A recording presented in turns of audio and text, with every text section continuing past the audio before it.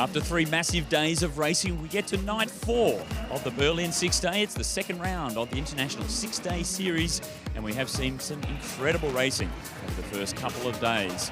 The ladies, that was wrapped up by the incredible British pairing of Eleanor Barker and Katie Archibald. Oliver Wolf, he's the young gun, the 19-year-old from Denmark. He's very much in contention for the overall classification, the next superstar of the 6-Day Series. It's the Sunday afternoon here in Berlin. It's family day. Lots of children coming in with their parents to watch all of the racing. Lots of junior racing earlier on in the day as well. So certainly going to be a fantastic day of racing, which will include the longest of the Madison chases we have seen so far in the Berlin 6-Day. So we're all set for a big day here. It's the 4th day of the Berlin 6-Day. So it's going to be an amazing performance from all of the riders, considering how many days of racing, how many races they've had already. Now we get to the 4th day and the longest Madison chases that we've had so far. I'm joined by Mark Hester, who is one of the big 4 teams that are fighting for the overall classification. Really, there are 4 teams that seem to be, as we get past the halfway point, in contention for the overall classification. But you and Oliver Wolf, the young gun from Denmark, you're looking pretty strong.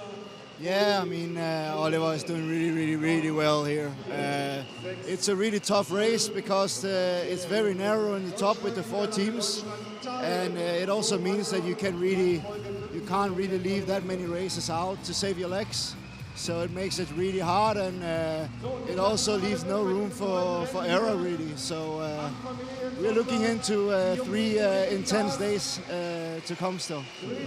Well, yesterday in the program, you as a team, as a combination, were incredibly strong in the second Madison chase, on the front foot the whole way.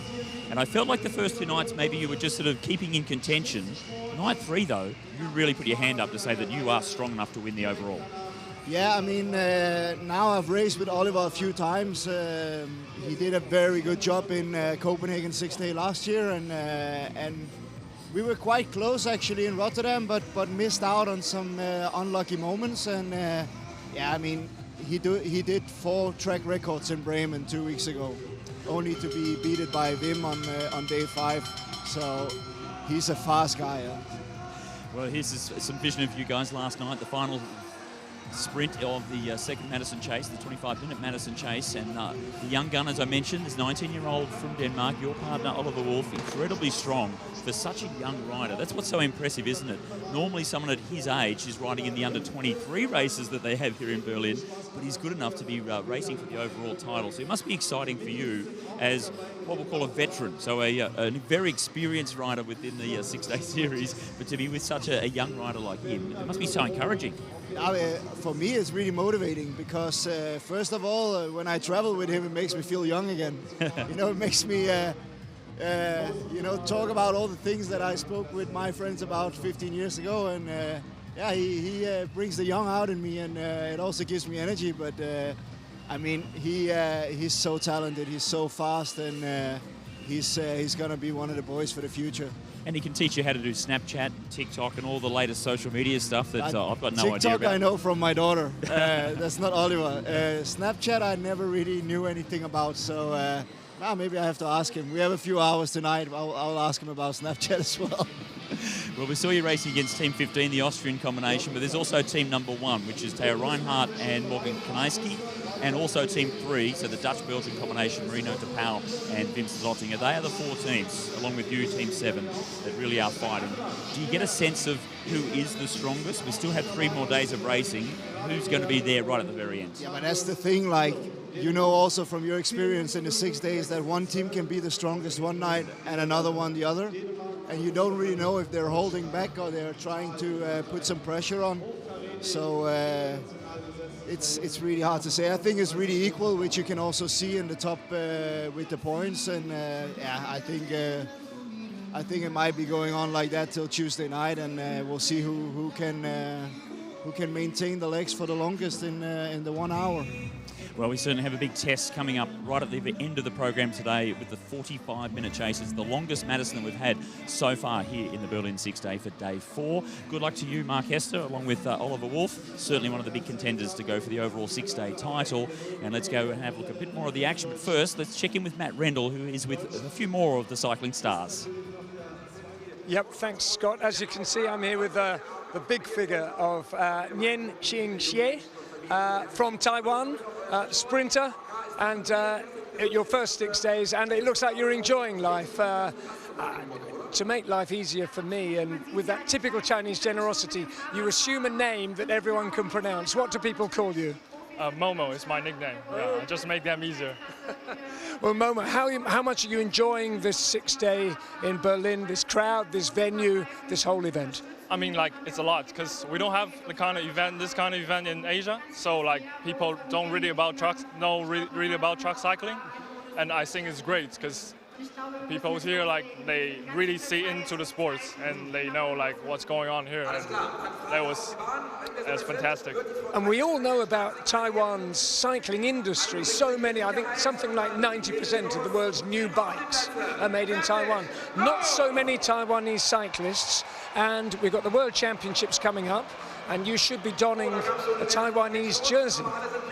Yeah, exactly. And I know the most of the bike is made in Taiwan, but as I said, the people don't really know about the sports, even they made the bikes. So, like, it give me some hard time to, like, get people supporting me, kind of. So I'm kind of on my own now. And you're training here in Germany. You're training with Max Levy, which must be pretty good. And just tell me about it, because Taiwan's in a slightly strange position, isn't it? It's Chinese Taipei for the purpose of the Olympic Games, and you're sort of looking for a country to race for. Yeah, because like I said, our country don't support me, so I'm on my own now, and I train with Max Levy in Germany. So I think for the goal now is for me to build up my string, and I hope I can work for the Germans. Maybe become, what do they say, change affiliation to German nationality and race for Germany. That's the long-term goal. It is. You'll probably go for the next Olympic, so I still have some times, but yeah, but time is running. Well, listen, Momo, time's running, but you're still young. You're looking very, very strong, and you're putting on a great show. So congratulations, and we're all rooting for you here at the 6 Days of Berlin. Okay, thank you. He's only 21, he has a big future ahead of him, based here in Cottbus, so he will certainly learn a lot from the German Federation. Riding for Taiwan now, but Max Levy leads the way in terms of the overall classification, ahead of Maximilian Dornbach, so the two Maxes, they have been head-to-head all the way through, but both of them were a little bit off in the flying lap time trial. Tired legs has become into night 4 from the fastest two riders.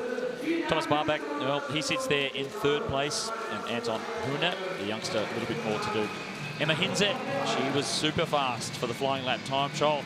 That also converted to a win in the sprint as well over Leah Friedrich. Paulina Grabosch, they are the 3 top German sprinters at the moment. Nicola Sibiak sits in 4th place. Hetty van der Waal, and then Miriam Velter, the 6 times world champion, sitting there in 6th place. She's a policewoman now. We don't need to talk to her about her being a cyclist, so it's tough for her in the sprint races. Hester and Wolf on 283 points, still very tight in terms of the points in between the top 3 or 4 teams. Wim Stoltinger, Marino de Pauw sitting in 2nd place, Knisti and Reinhardt sitting in 3rd place. And a couple of points further back, but still on the same lap, is Andreas Graf and Andreas Muller. Stephen Bradbury and Chris Latham, they are the best of the rest, the first of the teams that are 5 laps behind and not far from getting 200 points. And if they can do that, then they'll get a bonus lap and they'll clear out ahead of the rest of them. And I will be able to have a chat with Chris Latham in just a moment. This is what's still to come on the 4th day of racing. Next onto the track will be the elite men for the 7.5 kilometre points race. And the sprinters will be up after that. So we'll see the 2 Maxes doing battle in the sprint matches. Female sprinters, we've seen them do 2 races. The final one will be the Kirin. And then the 45-minute Madison Chase finishes things off after 4 days of racing. It's a brutal way to finish things off. The longest Madison Chase that we have seen. So before we get the racing underway, this is what we did just have on the track. So the kids came out, and look at that, right through the middle, number 6. The skills, the balance, the future superstar here in Berlin on the balance bikes. It's a long way around this track, 250 metres or slightly shorter because they're inside the black line itself.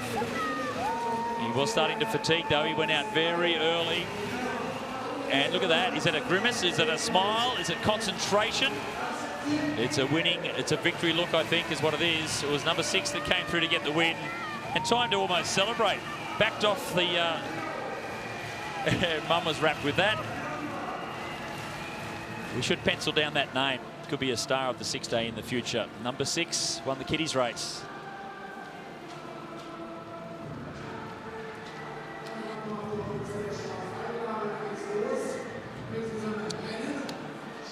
Well, the points race is the next race to come.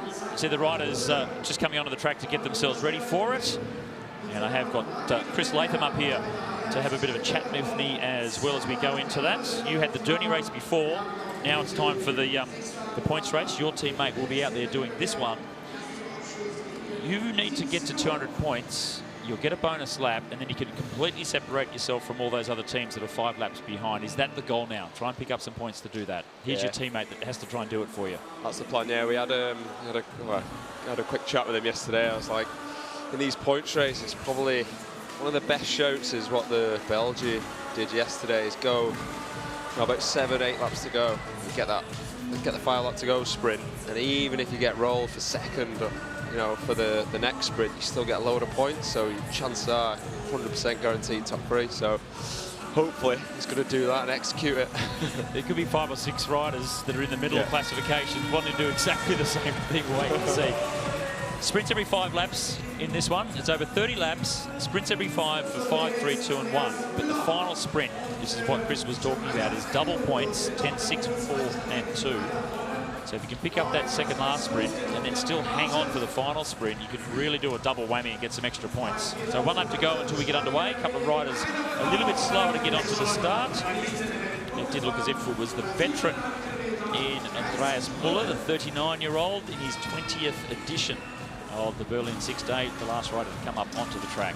That's him just opening up just a little bit of a gap as he tries to get those aging legs up to speed. And we're underway. 30 laps of the track, 7.5 kilometres. Stephen Bradbury is in there for team number 2, chasing 200 points. Sit on, I think it was 187, so 13 points to gain for team number 2 to get a bonus lap. And his teammate, Chris Latham, will be commentating and critiquing the tactics, perhaps, and the ability of his teammate as you go through this point race. He's changed helmet there as well. He's gone for the aero helmet, so he does mean business. Ooh, here we go. Is he shaved like down? World champs this. No, he's still got hair on the arms, so the legs are shaved, of course, but he hasn't shaved down at the arms just yet. He hasn't gone full aero just yet. No. 13 points he's chasing to get up to 200, get the bonus lap, and that'll take them to be 4 laps down in the overall classification for team number 2. Early start today, early finish. So, Chris, how did that affect things? It was a late night last night, big night of racing to get to the halfway point on the Saturday night here in Berlin. And you've got to come into the track a little bit early, so it's a little bit cooler, temperature down a little bit. You know, what's the feeling within the legs? Yeah, it's a 9:30 get up this morning, so well early for us. I think we went to sleep at like 2:30 or something like that, so early morning, early brekkie. But I quite enjoy this day because you just, you get it all out of the way and you can, get to bed early. And here he is. Here he is. Steve Bradbury, big effort. Got the aero helmet on. He's into the wind. He's going to pick up the first sprint. So well on his way. There's 5 points to team number 2. So this is being conducted as a normal points race, as in you're racing for points, and at the end, the placings and the points that you get are not the points you get from in the race itself. There are the preset points for the placings of the points race. Bradbury, though, well on his way. 5 points to start with ahead of JB Murphy. Andreas Muller got those aging legs going to finish 3rd. And Stephen Hall, team number 12, the Aussies on Australia Day, finish in 4th place, 1 point for him.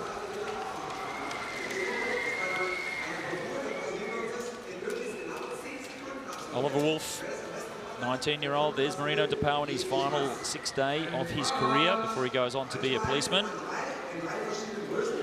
That was a tough one. going from the start, so leading yourself out from this position, it's always more challenging. Nobody really wants to do that, but he did that well. No, he did that really well, actually, yeah. I did that the other day. It was, you can't really look behind you. You just got to look under your arm. So if someone takes a flyer, but no, he did that well. Hopefully just set on now, and there we go for the final one. Next sprint come, and this is the Russian up around the outside now. Vladislav Kulikov, he'll pick up the 5 points. So they come every 5 laps, thick and fast. They just keep coming just after you've gone across the line for one sprint. You're already starting to think about the next one that's only a few laps further around.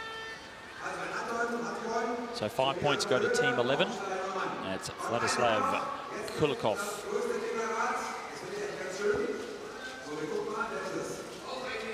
We saw the Derny win by his teammates, Valerio Chima. Anders Finbo from Denmark in second place, Henning Bommel, team number 4, and then Richard Banusch, another German, in 4th place, 1 point for him. So 2 riders with 5 points each, 2 sprints down, 2 different riders winning them, and equal on points at the moment. 18 laps to go. Rugovac from the Czech Republic, heart rate's starting to come up a little bit. And while they are sort of just kind of cruising around, they're cruising around at 50 kilometres per hour. So just an indication of anybody that does ride a bike but hasn't ridden on the velodrome, just to cruise along at 50. It's hard to do if you're out on the road. It just shows how fast these guys really are. Yeah, you don't really hit 50k an hour very often. And if you can cruise along at 50k an hour, you're absolutely flying. You can do that in a race. So Dennis Rugovac on the right, there's his heart rate. He won the first chase of the night, the opening chase, team number 17, and here he is on the front. It's going to be a big effort once again. Another rider having to try and win the 5 points, but from the first position, really difficult as we see JB Murphy, team 14 from Ireland, coming over the top. And he's got a bit of speed in those legs, JB. We had him up here before having a conversation. He said he didn't like the endurance events so much. He's got a bit of speed, as he just showed. So Murphy, 5 points for him. Rugovac on the inside picks up the 3. And it was Stephen Hall from Australia, 2 points for him. He was 4th in the last sprint, so there's 3 points for the Aussie. So 3 sprints down, 3 different winners. That's good news. That's what we need, and the fact that he beat the Czech lad, because the Czechs aren't too far behind as well off that lap. Well, you bring it up now because it's good to talk about. We'll focus on the overall classification, the final podium. There's 4 teams that are really fighting for that, but there is another fight that's going on, isn't it? The middle teams that are really fighting each other. It's the pride positions. Got to settle in a place and just try and hold it then. I suppose it's a bit like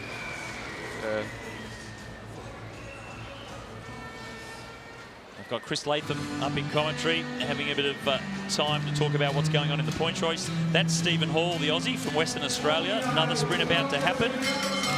And it's Steve Bradbury on the front once more, but Andy Tennant comes up around the outside, so he's been swamped. Tennant very fast down the back straight. So Steve Bradbury, team number 2, that's really trying to chase the points here. He's not going to get any. So 5th place for him. Tennant comes across to get 5. big wasted effort that was, wasn't it? That's a bit of a bugger, isn't it? Because you're on the front, you're hoping that nobody wants to try and take a flyer. But that's exactly what happened to Andy Tennant, and that dragged everybody else around the outside. So Tennant gets the 5 points, 4 sprints down, 4 different winners. And for you, Chris Latham, disappointingly, your teammate with no points, but then the wasted effort, which is a bit of a double whammy. Double whammy, yeah. It's exactly what you don't need.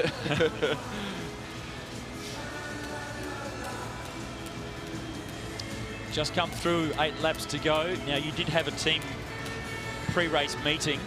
7 laps to go is when you said you should go for it well, and it was going to come. It was going to come from someone. You were hoping it was going to come from your teammate, but it's Stephen Hall. He should have left it. He should have left that sprint and done this. No, this is the winner. It's a winning move, this, though. Easy. It could be. Going. So Stephen Bradbury from Western Australia. And he has Moritz Augenstein trying to chase him down. Next sprint lap, so this is the penultimate sprint.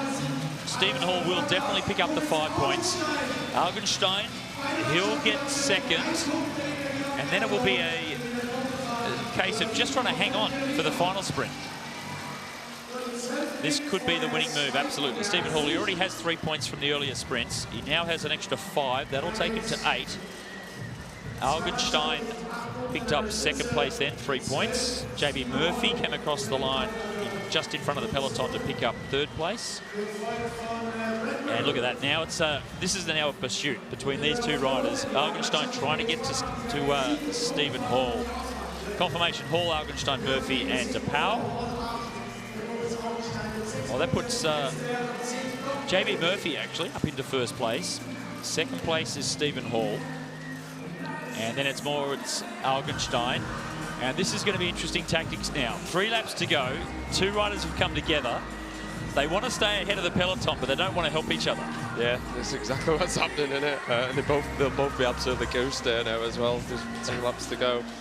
It's close, going to be close, but I don't think they'll do it. I think it's going to be a wasted effort. Well, the peloton's coming.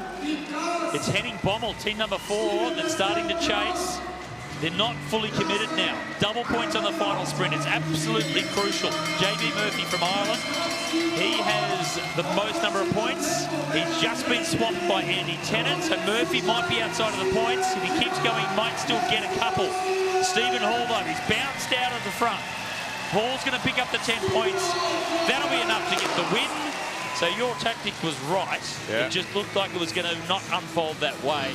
Stephen Hall, he was able to use the tactic perfectly. Attacks at the right moment. He picks up the 10 points at the end. He goes to 18. That'll give him the win. JB Murphy wasn't able to keep himself in the points in that final sprint.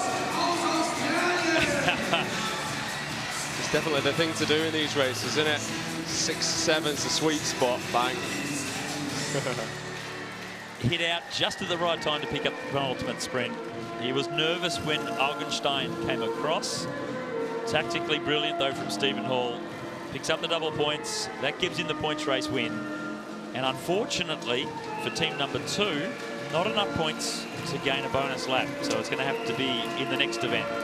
No, I mean, I think we got one in 3 days. I think we've got kind of, we're nearly on 2 laps.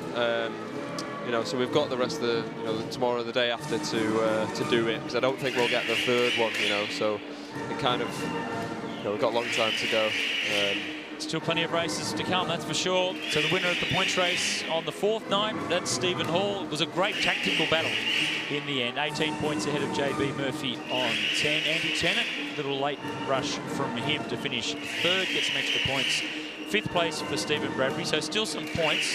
Yeah, I'm not sure exactly how many 5th place actually will give him. We're getting very close to the 200 points. Let's go down to Matt Rendell. He's got our winner. Tactically brilliant ride from Stephen Hall. Stephen Hall, indeed, a tactically brilliant ride and a great way to celebrate Australia Day. There are easy ways of doing it, Stuart. Yeah, absolutely. It's Australia Day back home. It's a beautiful crowd here in Berlin on a Sunday afternoon, and I just wanted to put on a great show, and I'm thrilled to get the win. I'm really happy with that. You certainly did, and you kind of eased off, and it looked as though you were dying there, and then you put in a big final effort, and it just held off the chase. Yeah, I knew that if I waited and they hit me with momentum, there was no way I was going to get it, so I just had to go early and hope that I had enough of a gap, and once I got a sniff of the line there, I knew that if I hung on, I was going to get the win, so I was thrilled with that, really happy. Beautiful work. Well done, Stuart. Well, it was a great ride. And a question, as Chris Latham now leaves to go down to get ready for the next races, there was a huge effort from Stephen Hall to come away and pick up the points race win. What Chris was saying just off commentary just then was how much did that cost him? Because it was really a gutsy ride by Stephen Hall. We still have the team elimination to come. And then it's only the women's Kieran that separates the team elimination from the final 45-minute Madison chase. So I'll keep a keen eye on the Aussies just to see how they survive that 45 minutes later on tonight after what was a very gutsy and determined effort from Stephen Hall in the point race. Hester and Wolf still ahead of Strottinger and DePauw in the overall. Kanaiski and Reinhardt sitting 3rd. Raff and Muller And it was Chris Latham who was up here with me in commentary just then. He looked at the overall classification, and there was a bit of a huff because he missed out on getting their bonus lap by only 5 points. Steve Bradbury not being able to get enough points in that points race to get up to the extra bonus lap. They sit there in 5th place overall, 5 laps behind. Rudik and Slavek, the Poles. We know that Damien Slavek starting to have some back troubles. Hopefully that doesn't continue into the next couple of races. Stephen Hall and Josh Harrison got a points race win, but they're in 12th place, 7 laps down in the overall classification.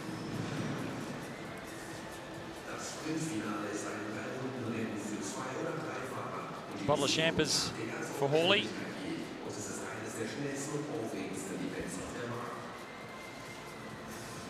We might convince Stephen, along with Josh Harrison, to pop that up for Australia Day celebration once the racing's finished this evening. It won't be Australia Day anymore with the time zone difference back home. But regardless, we'll celebrate it. It's the 26th of January here in Germany still.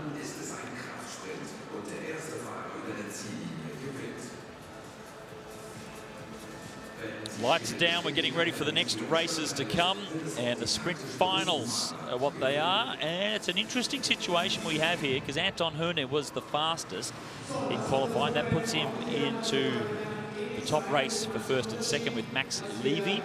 Owen Mullen had the best flying lap that he has had, and that put him up to a race against Thomas Barbeck. That's for third and fourth. And then 5th, 6th and 7th. This time includes Maximilian Dornbach. So 13.2 has been consistently the second fastest sprinter. But the legs are getting tired for the German sprint champion. And he finds himself now in a 3-up race for the first time this week. There he is in the middle. Aishau Albin on the left, the 18-year-old from India. And on the other side of Dornbach, we have Nien Sing Che, Momo in the pink colours. This is Albin, junior world sprint champion.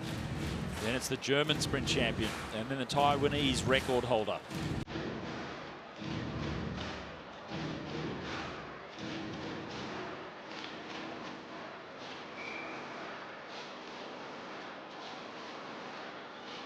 Momo leads the way. Dornbach in second place. Albin sits in third.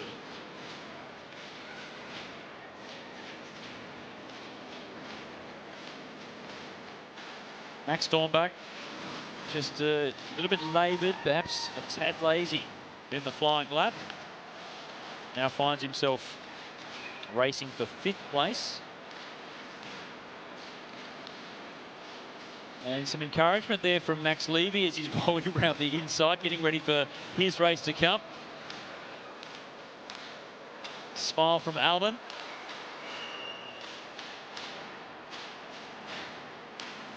One lap down. Just coming up to the start-finish line again. And this could be a bit of a test for the youngster at the back, just skipping the back wheel. Now he's doing that just to keep his pedals in the horizontal position. That's the way to get the best amount of balance. And for the first time we see in the race for the minor placings, 3 riders doing a track stand now. Albin, Dornbach and Nien Sing Che. Taiwan, Germany and India. Max Dornbach rolls off. They'll come around to get the belt. So a little bit of danger here for the rider in third position. If he lets the gap open up too much, it'll be a long way to come from such a slow speed up to maximum speed. Now he's closed it down a little bit. So Dornbach on the front. He looks tired in the flying lap time trial. What's he going to do in the sprint match? He looks tired again, Dornbach. So the German sprint champion, he's really starting to struggle on the 4th day of competition. I saw Albin, the Indian star. It is Albin that comes away with the 3-up win. That gives him 5th place in the sprints for the 4th night of comp.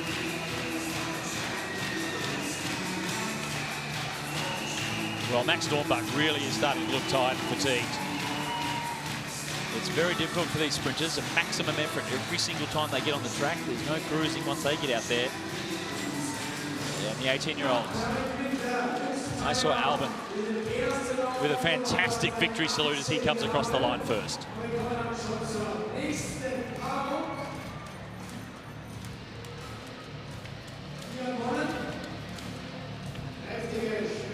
Here Albin, he wins the first of the sprint races. That gives him 5th place points for the overall. Mullen on the right-hand side, still recovering from that shoulder injury after crashing in the London 6-day. And Thomas Barbeck.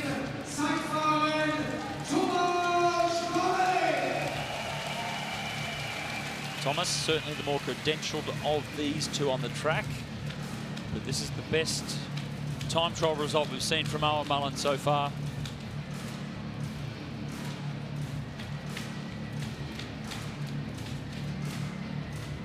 The man from Ireland. Comes from a much smaller island off of the coast of Ireland itself. JB Murphy said there was only 80 inhabitants. That was somewhat misleading, more like 800.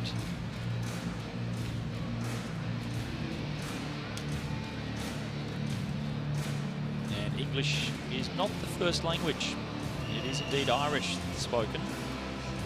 But for now, Tom Barbeck rolls up underneath Owen Mullen. Mullen quite happy to go to second position. So now with Barbeck in front, we can go on board with Owen Mullen. And you can just see the rider in front, just constantly looking over the shoulder to make sure he knows exactly where Owen Mullen is. Doesn't want to get surprised. And coming round almost to complete the first lap.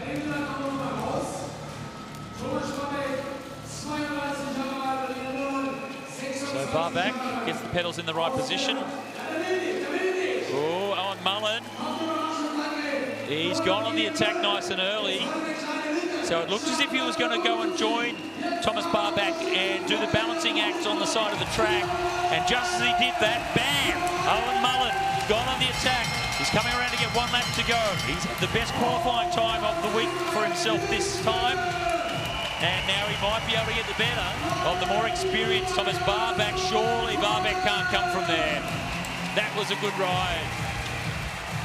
Took him by surprise, Owen Mullen. Just cruised up on the inside. Made out as if, okay, you want to stand here and balance? I'll do the same. And then whack. Here it is here. You can just see. Waited until Barbeck was looking up the spectators and then boom. Mullen on the march. And you can see the facial expression from Thomas Barbeck. Maximum effort after being surprised by the Irishman.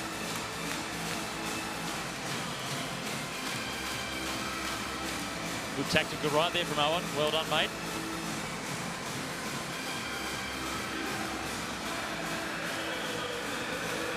Well, this has been the best day for Owen Mullen. His fitness hasn't been great, but he's still 4 days in and having the best ride of the week so far. Owen Mullen from Ireland.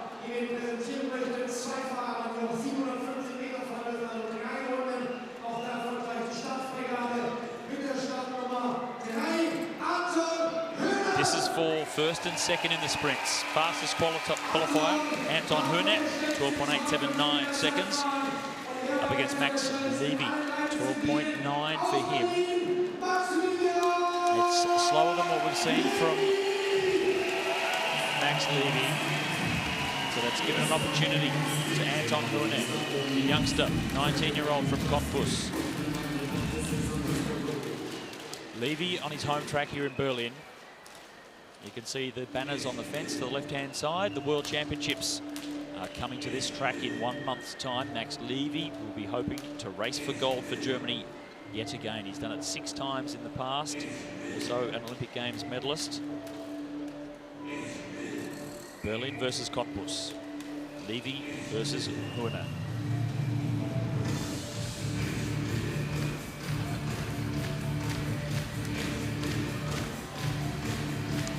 We had AC/DC playing in the venue before.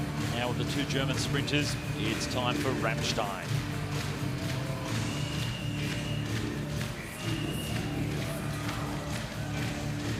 Title of the song, Ich will, I will. Well, only one of them will. Hörner versus Levy.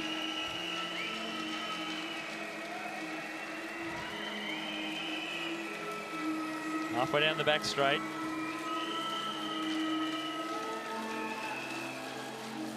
Chief referee Martin Ridgewood just checking. Won't let them sit there for too long, but they're on the back straight, so they won't hear his whistle from here if he tells them to move on.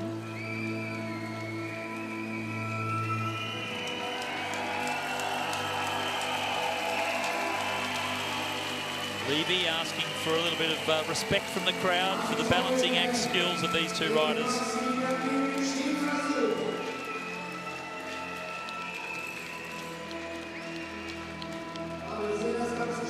Okay, Martin, time to blow that whistle.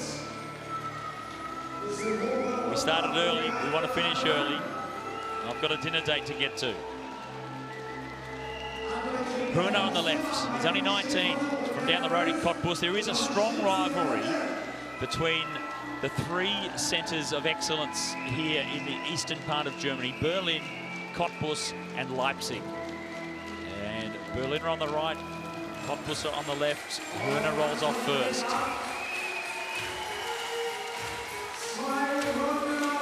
So Levy wins this battle.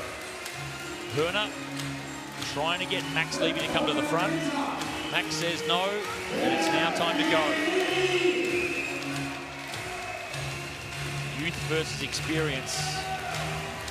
Hörner the fastest in qualifying, but we know Max Levy has the extra speed if he really wants to call on it. He's down low on the track though as we come around to get the bell. 1 lap to go, and it's the 19-year-old that's been forced to the lead position. Extra energy used as he pushes the wind down the back straight. Max Levy trying to come up around the outside now. Levy, the 6-time world champion, Olympic medalist, over the top of Hörner. And that final lunge to the line, it's Max Levy that gets the win. He was a bit sloppy in the flying lap time trial, but he wasn't going to leave it to chance in the sprints. It was close, but it was that final lunge, the throw to the line from the 32-year-old. Ironman Max comes away with another sprint win.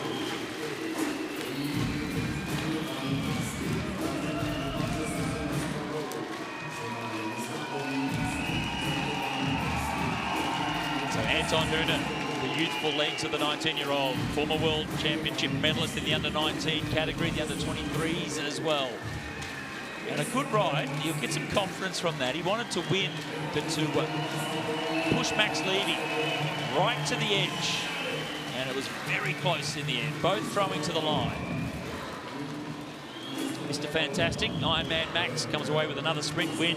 One more race for them to come tonight. We'll see them all on the track for the Kirin.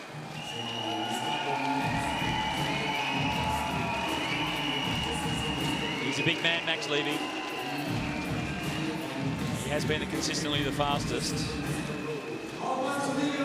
Another rider that had a nasty crash at the London 6-day has recovered from that. He's fine. So Max Levy gets the win. Maximum points for him. He is leading the overall classification as well, so he'll extend that lead. So Anton Hörner, Alan Mullen, Thomas Barbeck, Eor Albin. So big Max Levy, Ironman Max, he's got himself a sprint win after being the second fastest in the qualifying. So he's had some redemption. He's with Matt right now. Max, we're getting pretty used to your smile now. You seem to be enjoying this, and you're still winning. And at the same time, you're such an inspiration to some of the guys around here, to Momo, the Taiwanese sprinter, to Esau, the Indian sprinter. They all look up to you. And it's great still to be winning. It's great to be a model for these guys. How much are you enjoying this, Max? Yeah, it's also some kind of work. It was also, you know, to be here for 15 years. It's also a lot of work to get the experience, to go to people and tell them how it could work. And as you see, they grow up pretty fast.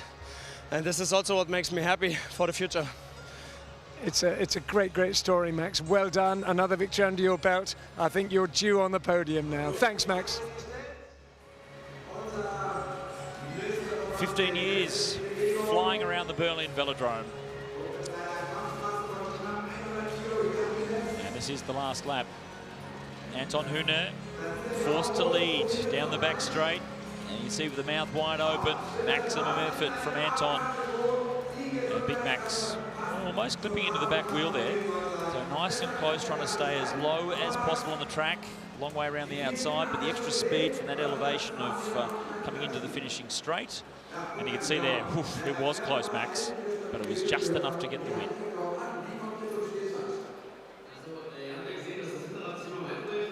He does extend his overall lead. You can see now up onto 186 points for Max Levy. The three Germans, though, there has been a change with the ride from Anton Hühne to get into the sprint final. Then he moves up into third place behind Maximilian Dornbach. So Thomas Barbeck just pops down. Only 2 points between those two. So Thomas with a couple of days of racing, and still the Kirin to come tonight. Might be able to get himself back into that podium position ahead of the youngster from Germany. Momo sits in 5th place from Taiwan, and then he saw Albin in 6th. And a good ride tonight from Owen Mullen. Gets himself a few extra points up into 62. Still in 7th place, but he is improving, and that's what counts after that crash in the London 6 days. It's good to see Owen Mullen just progressing further forward.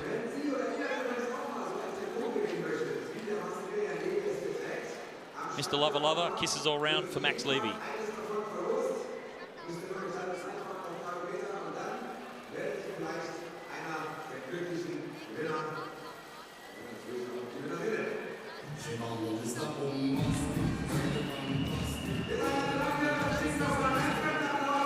Well, we've seen it so many times this week and over the last 15 years. But the Berliner Max Levy on the podium. Focus on the World Championships in a month's time on this track. Then, of course, the Tokyo Olympic Games. Looking to be a part of the team sprint for Germany. And, of course, trying to replicate what he's done in the past with getting medals at the Olympic Games in the Kirin as well as the team sprint.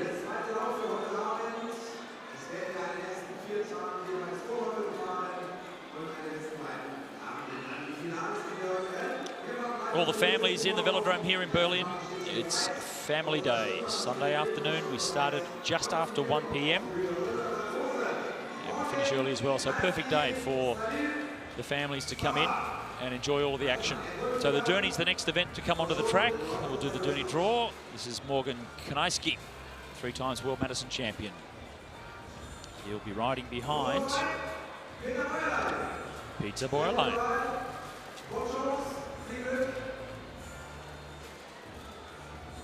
So 3-time World Madison champ behind a very experienced pacer in Peter Boyerlein. Kirsten Thiele, red number 4, had the night off last night with fever. Seems to be over that and ready to go.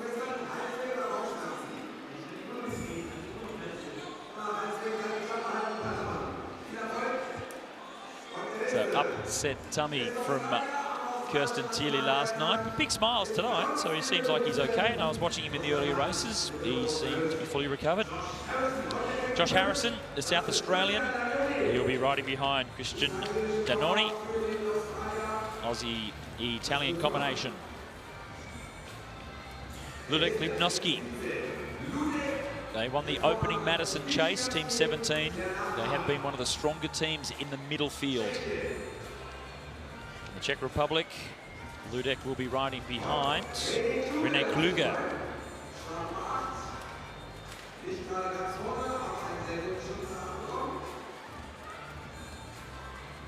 And the very taped up left arm from Arne Bökemose. So all the Madison changes, handslings that have been happening, just starting to cause a little bit of a problem there for Bökemose. And he's going to be riding behind René Durat. Sebastian Schmiedl.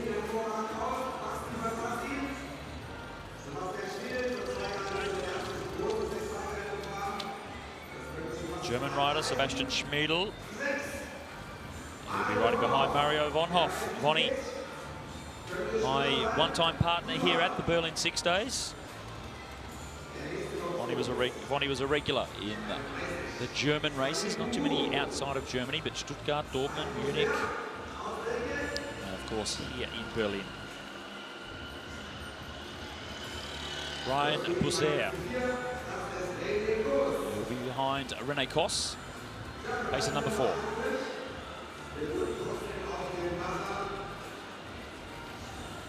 The 23-year-old from Ghent to the 19-year-old from Germany, Niels Weisfenning. Had a great ride in the second Madison Chase last night, Niels Weisfenning. Stole an extra lap on top of all those other middle-of-the-road teams. So he's only 19. His father was World Madison Champion in the year 2000. So we'll see how he goes behind the Dernies. That's Niels Weisfenning down the bottom. He'll be behind Herman Bakker. Of the big teams, though, the stars, Morgan Kanaiski with Peter Poerlein. Kirsten Thiele, team number 4 behind Ron Zeilard. So that's a good get for Kirsten. Josh Harrison with Dagnoni. Noski with René Kluger, and then we saw that taped arm of Arne Birkenmoser. So we'll have to find out what's going on there. A couple of the riders starting to get really tired, and the muscles that have been used starting to struggle. Sebastian Schmiedel with Mario Vonhoff, Brian Bousser with René Kos, and as I mentioned, young Weisfenning with Herman Bakker.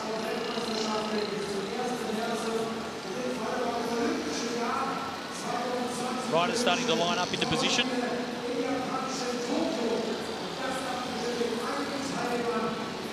And with all the kids, the families that are in, there's Kirsten.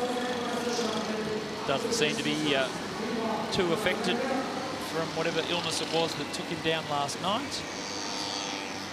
And with him off the track, his teammate Henning Bommel only able to do the individual events like the Dernies and the points race. So couldn't do the team races. That allowed Henning to come up and do some commentary with me during that the second of the Madison Chases last night. So it was great to get some insight from one of the riders that should normally have been on the track. Ron Zeilard taking his time to come onto the boards.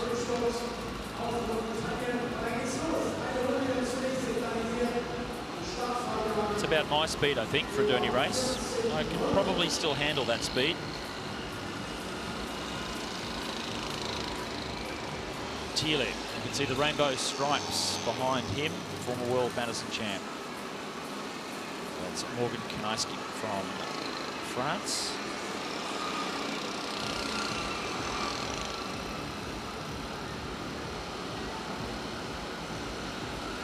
There's Weisfenning. Just in behind him. Then it's Bousser, Josh Harrison.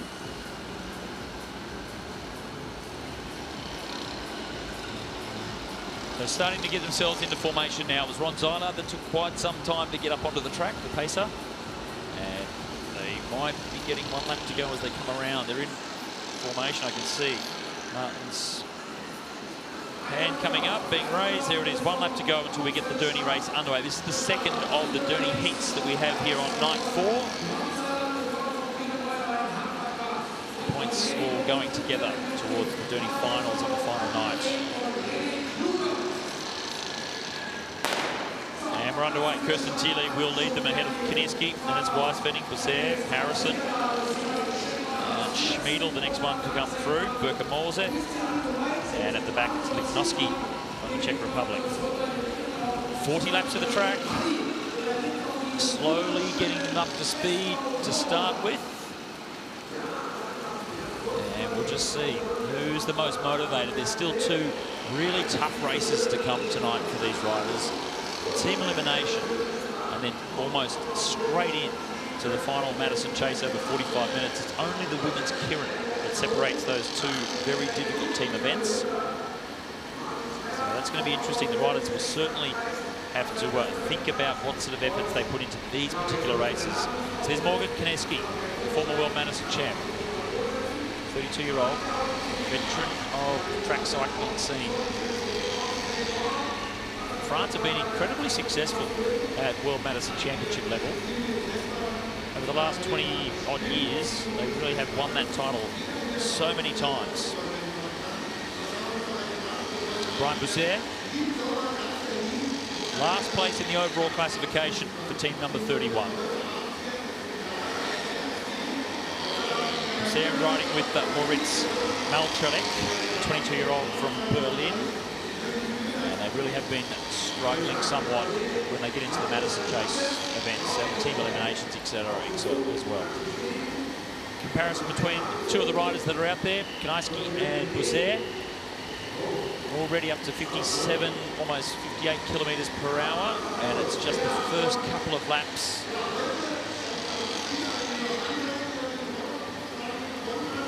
Sunday afternoon program.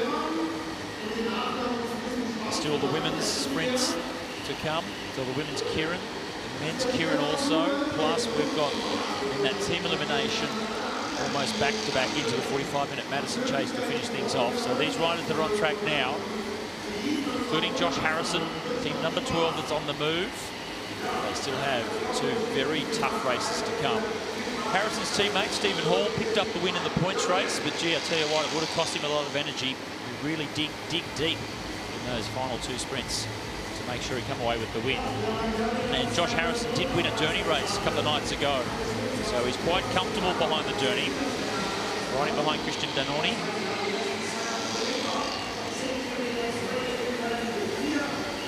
So Harrison over the top of Boussaert.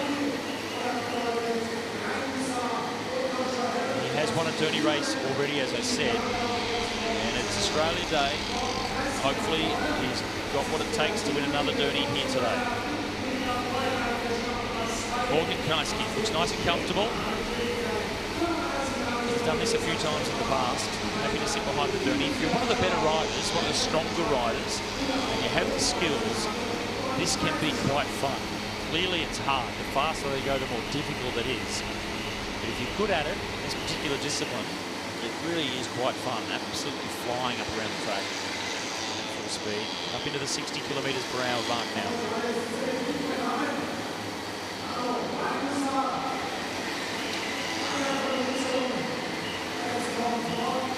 Kanaiski now, a little bit of a move from him. Didn't want to be too far behind, so Peter Boyerline just dragging him around. This is the camera on the back of Peter Boyerline's Journey.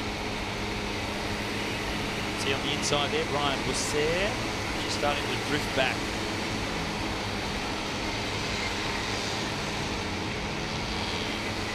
It's Ludek Lipnowski from the Czech Republic that you can see just in behind Brian Boussaert. Oh, Morgan Kanaiski, I should say. It's on the front here. But Lipnowski in second position. A little bit of a move coming behind. You'll see off the right shoulder. Here he is. This is Birkemose, Arne Birkemose from Denmark. And you can see as he comes up, just down that left arm, into the elbow, there's the black tape. So I think Birkemose just starting to getting some fatigue in some of those muscles from all the hand changes they've already done over the first 3.5 days of competition. So some elbow issues perhaps there for Arne. We know that Damian Slavek, Polish rider at team number 10, is also having some troubles with the hand slings, some back issues. Now Birkemose also with some troubles. So little niggles starting to come in with so many days of hard racing in the legs of these riders. That's the overall classification at the bottom. So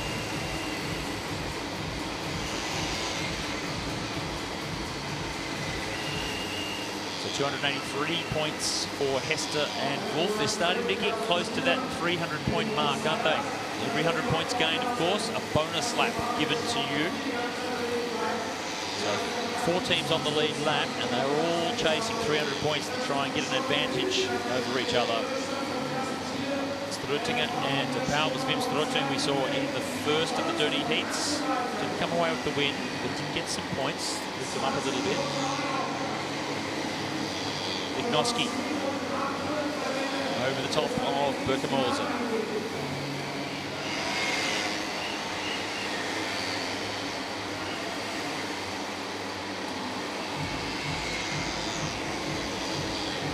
Lipnowski with not a great deal of experience behind the Journey, but he looks reasonably comfortable. Could just squeeze a little bit closer to the bike. Not too bad, but there's a couple of millimetres there I think he can close in. And there is a real skill, a real art to it. And you can see with the riders, the experienced six-day riders, ones that have been doing this so many times over the years, almost glue themselves to the rear fender of the Derny. Kirsten Thiele, he's riding behind Ron Zylard, comes over the top of Berkemolzer to go into second position. You can hear the sound of the Dernies now. It's just starting to wind up, getting faster and faster. 15 laps to go. Thiele just touching 66 kilometres per hour now. Still a comfortable speed for these riders at this level. And a real acceleration though from Thiele. Lignoski, he went early, just starting now to slow. Kirsten Thiele, he's had a night off, fresher legs. If he's fully recovered from his illness, then he'll have those extra fresh legs, hoping to do something here in this Derny final. Comeback of sorts from Berkemolzer. 21-year-old Danish rider, second position.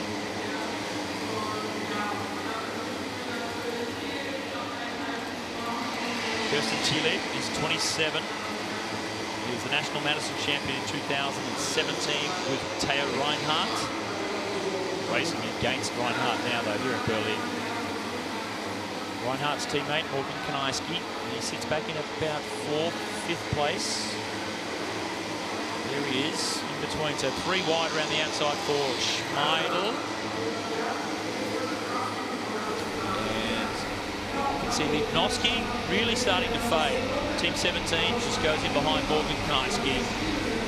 Team number 1 into 4th position, Sebastian Schmeidl. The green jersey, Mario von Hoff takes him around the outside. Looking to come over the top of Kirsten Thiele to go into 1st position. Inside 10 laps to go now. Speeds will start to come up. The final sprint to the line. What instructions have been given to the Derny riders by the cyclists that are following them? Some of them are looking to save some energy for these 2 big races still to come tonight. Others, they're desperate to get points. They want the win. They want some glory. At the moment, Sebastian Schmeidl isn't able to go into the lead. Kirsten Thiele. Ron Zylard asking if you want some more. 6 laps to go now for Kirsten Thiele. A comeback of sorts after having the night off last night with illness. He's right up on the back of the bike. And look at the acceleration though from Sebastian Schmeidl. So Mario von Hoff with the second attempt to get Sebastian Schmeidl into the front. Still hasn't completed it though. It's a fight back from Kirsten Thiele on the inside. You can hear him, you can see him just screaming at Ron Zylard to kick the pace up. 4 laps to go, 1 kilometre left. Berkemolzer in 3rd place. Niels Weisfenning, the second of the 2 green jerseys. Trying to move up into 3rd now. Schmeidl comes over the top of Kirsten Thiele. A move from Niels Weisfenning. Here he is, the youngster. He's only 19. Heritage in the family, though. They'll come around to get 2 laps to go. Weisfenning's father, a former Madison world champion. What can Niels do? Schmeidl leads as they come down the back straight. They'll come around with 1 lap to go. Sound of the bell. Thiele starting to fade on the inside. Schmeidl fighting the bike to try and stay in the front. Niels Weisfenning trying to come from 3rd position. Higher speed, higher position on the track, and it's the youngster, the 19-year-old Niels Weisfenning that goes 3 wide around the outside. And Weisfenning for the win. His father was a world champ. Perhaps in the future, Niels Weisfenning will be also. For now, it's a Derny win here at the Berlin 6-Day for the youngster.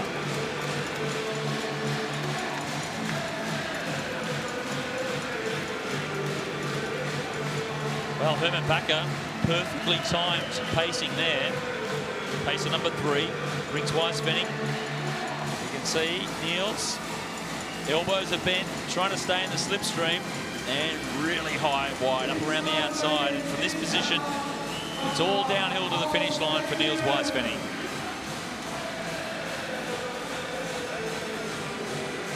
first win we've seen from the youngster. He's only 19. Big future ahead of Weissfenning.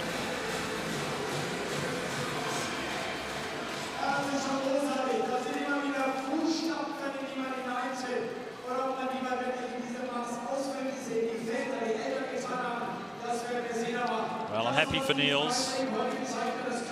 I've raced a lot with his father, a good friend of mine, so happy to see the next generation of Weissfenning come through. Victory it is for Niels Weissfenning in the second of the Derny heats on night 4. It's the 8th Derny race we've seen in total ahead of Sebastian Schmiedel. Kirsten Thiele stuck down on the inside. It's really challenging and hard to try and pick the speed up when you're right down the bottom of the track behind a Derny. Anne Berkemoser in 4th place. They were the 4 riders that really did dominate the Derny race. And Matt Rendell, take the opportunity to have a chat to Niels Weissfenning, our Derny winner. Niels, well done. You and Renee worked well together, and with 1 lap to go, you were some way off the pace and you just zoomed through and took the win. Yeah, I had a really good pacer and my legs felt very, very good. So yeah, I'm really happy with the win. And a very different feel to the Sixdays Berlin today. Family day, lots of kids around, really good atmosphere. Not quite as hot on the track as well. All makes a difference. Yeah, the atmosphere here in Berlin is awesome. It's just, I never want to race with this crowd. So it's really amazing. It's amazing for us too. Great atmosphere, great ride. Well done. Thank you. He's only 19, so you can imagine the emotions. I'm sure his proud father sitting at home. Great to see Niels. 177 beats per minute was the average speed. Max heart rate, no doubt on that final lap, 195 beats, so almost cracking the 200 and 72 kilometres per hour. With all the races that he has in his legs, the 19-year-old still able to generate some speed behind the Derny to come away with a win. He did come from a long way back, but the extra speed and momentum of Weissfenning. Another look over the shoulder there from Bakker, just to make sure Niels was there, because he was really coming with some speed. Easy to get dropped if you can't hang on, you don't have the strength. So perfectly timed from Herman Bakker. That's how it was won. Niels Weissfenning. So some extra points to be added to some of the teams after that one. And that means that Kanayski and Reinhardt tied on points at the top with Hester and Wolf. So Morgan just getting some points in that Derny to close that gap down to team number 7, Vimsterlotting and Moriano Tapau on 178. Both teams 3 and 15 not in the Derny race, so they stayed as they were before it. And 5th place, still the British combination. As we go further down, Brian Busser and Moritz Malcharek, 12 laps behind. They've gone over the 100-point mark now, so they did get a bonus lap, but still a long way down in terms of overall classification.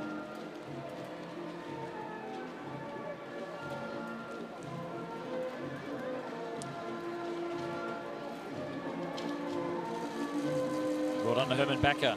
Well-paced race for Niels Weissfenning.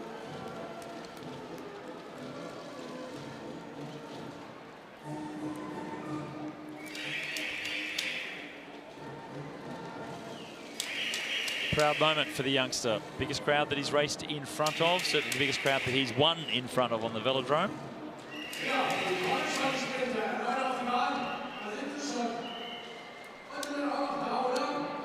We will be seeing the big boys come back onto the track in just a moment. This is where they sit in the overall classification. Levy well out in front in overall points ahead of Maximilian Dornbach. And will Dornbach look to do something in this Kieran, because he has been off colour today. Anton Hunen moved up to 3rd place overall. Leapfrog Thomas Barbeck because of the qualifying at the start, the flying 250-metre time throw. Extra points for Anton Hunen. Gives himself a good chance to keep moving up the overall classification. Still one rider to come into position, and that's Momo from Taiwan.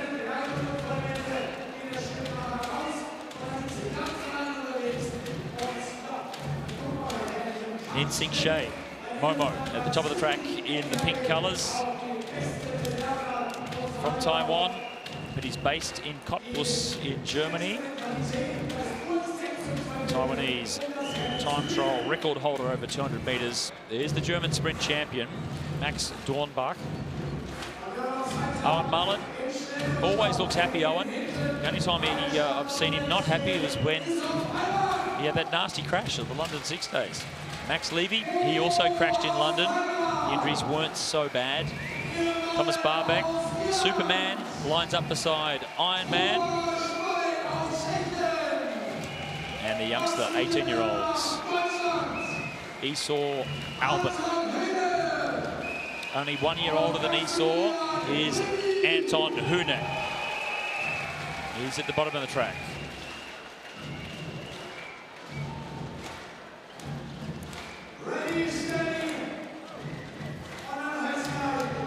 Final checks to make sure the riders are set to go. Max Levy just hangs back slightly. Anton Hühne will be the first to go behind the journey bike.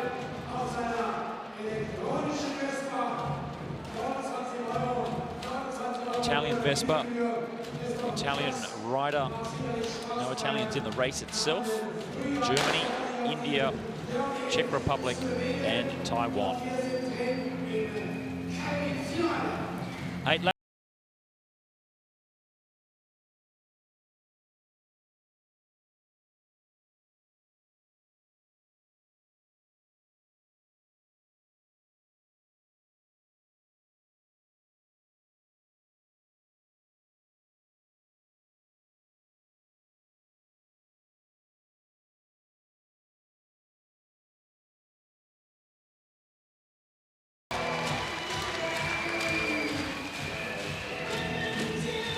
Daily attempts to get the crowd pumped up. He's from Berlin. They do love him here.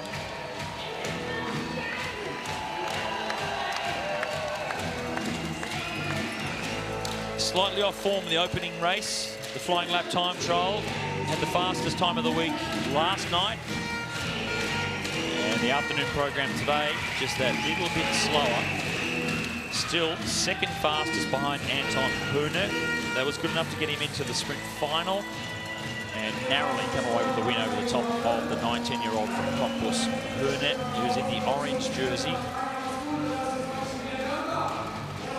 And this is the German sprint champ. So he's won that title the last 2 years. And a bit of heart-to-heart, close contact from the two Germans. Hühne on the left, Dornbach on the top.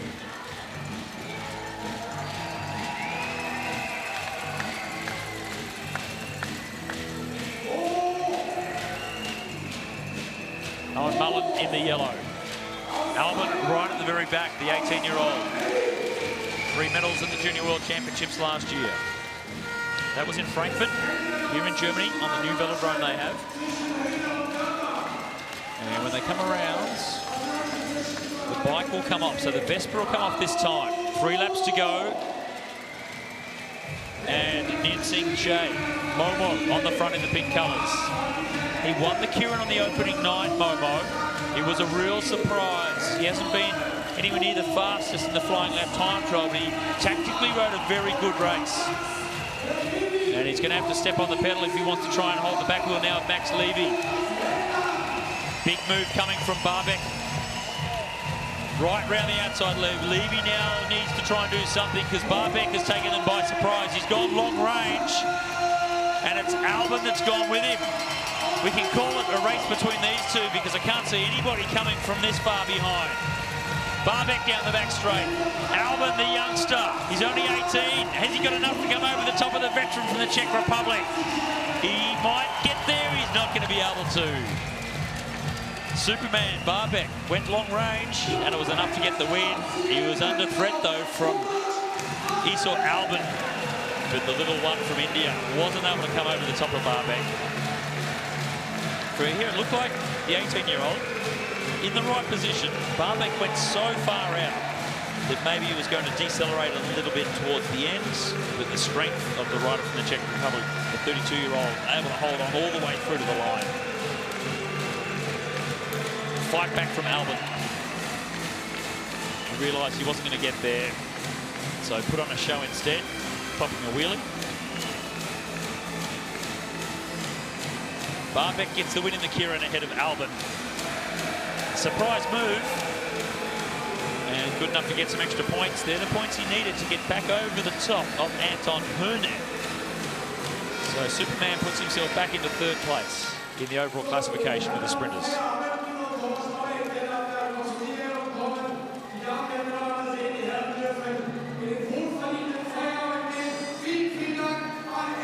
Thomas Barbeck picks up the Kieran win. Maximum points for him.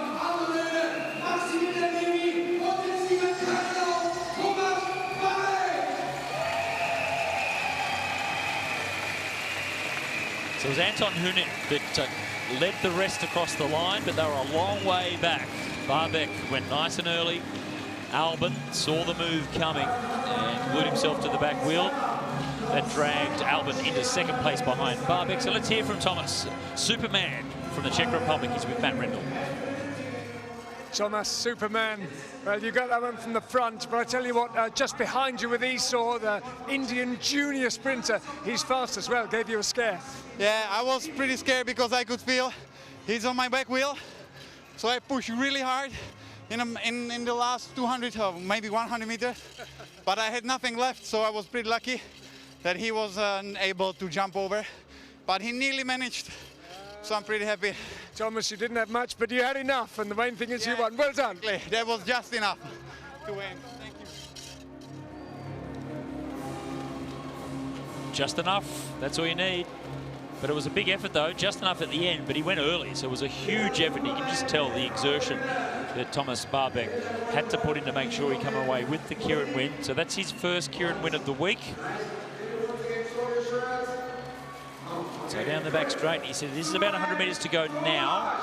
And this is where he started to feel, you could sense that Albin was starting to come over the top. A little bit too little too late though for Esau Albin.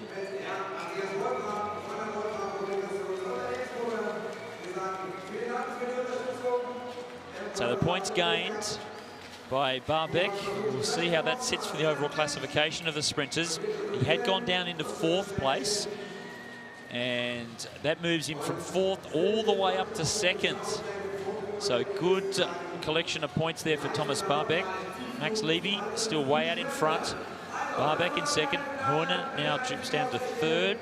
Max Dornbach, he really has an off day here today. He's down now to fourth place. Mumu sits in fifth. And Esau Albin stays there in sixth place with Owen Mullen, rounding it out, 66 points in seventh.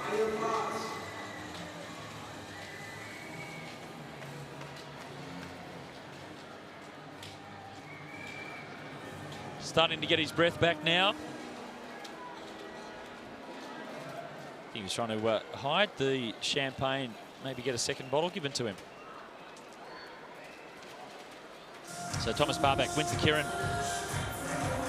That's the first win that we've had from Thomas Barbeck this week.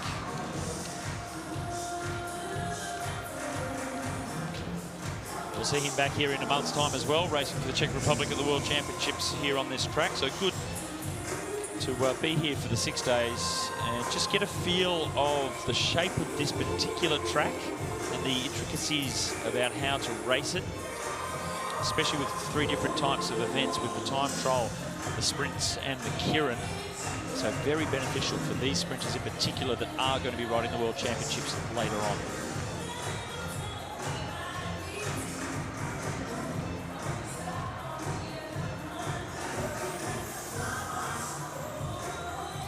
Miriam Velter, you've been involved in the sprints day. It's been a hard day for you because you haven't been on the bike for a while. Officially, you're retired. Yes, I did, and Dieter Stein asked me if I would like to race the 6 days here in Berlin, and I said, yes, why not? I will come, but this was in September, and I didn't know how much pain I would have. But I'm really enjoying the atmosphere here and love to be here in Berlin, having my last race, and yeah, it's great to race again, but it's very painful. Do you know, it's also painful for us to see a great champion who's just, you know, as it were, past their peak. But nonetheless, you're here, and the crowd loves you, and you're clearly enjoying yourself in spite of being a little bit off your personal best. Yeah, of course. I know my personal best is a bit faster, but yeah, it's a good chance for me to say goodbye and to have a last great race here in Germany, and say thank you to all the fans I have here. So I think that's the reason why I'm doing it.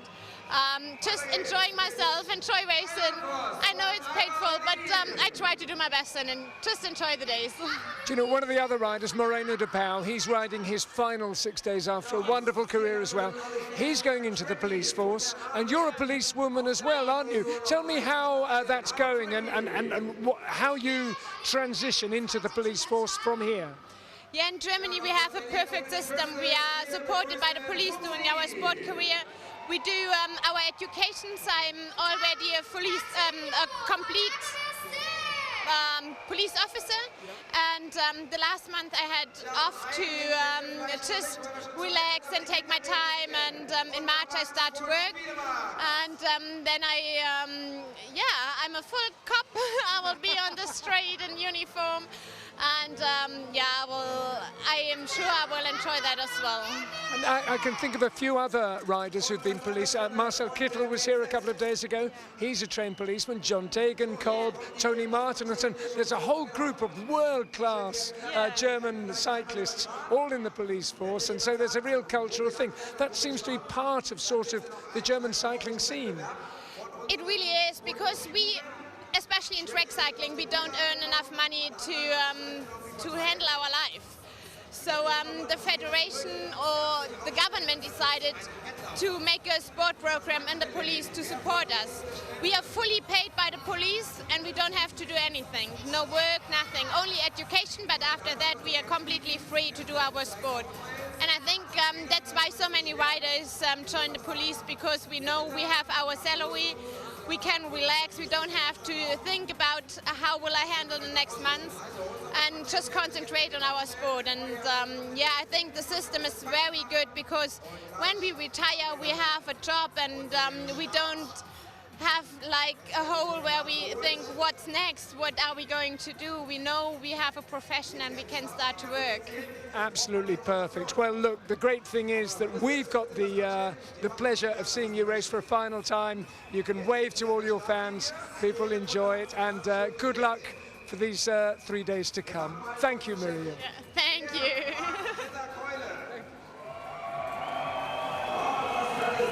Such a superstar, Miriam Velter, 6 times world champion. Great to see her back on the track. Lovely. She will be missed.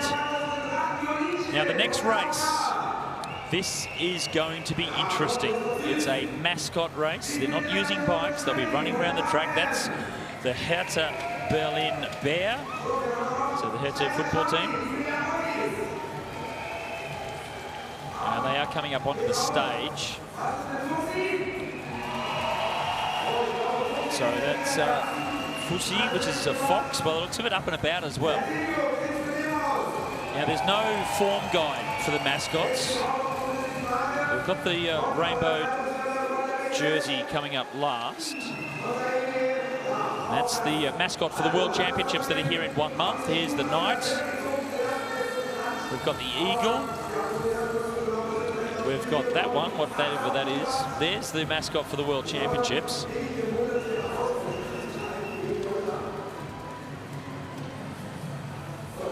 So there's the fox. We've got the lizard, I think it would be. And the tiger. Surely the tiger would have been the favourite.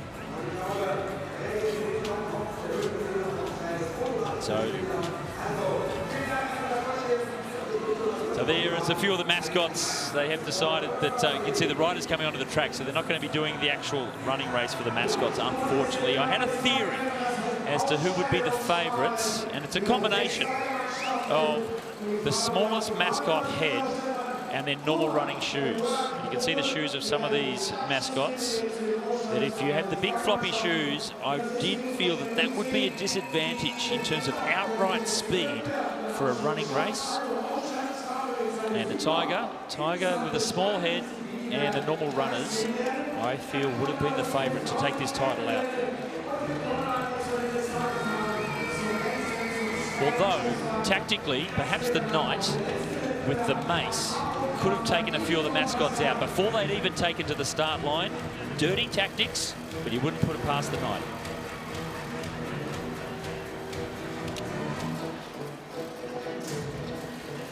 So a few of the mascots, including, significantly though, for this venue, the World Championships coming up in 1 month's time. So the mascot for the Worlds, Mark Hester and Oliver Wolf tied at the top with Kanarski and Reinhardt.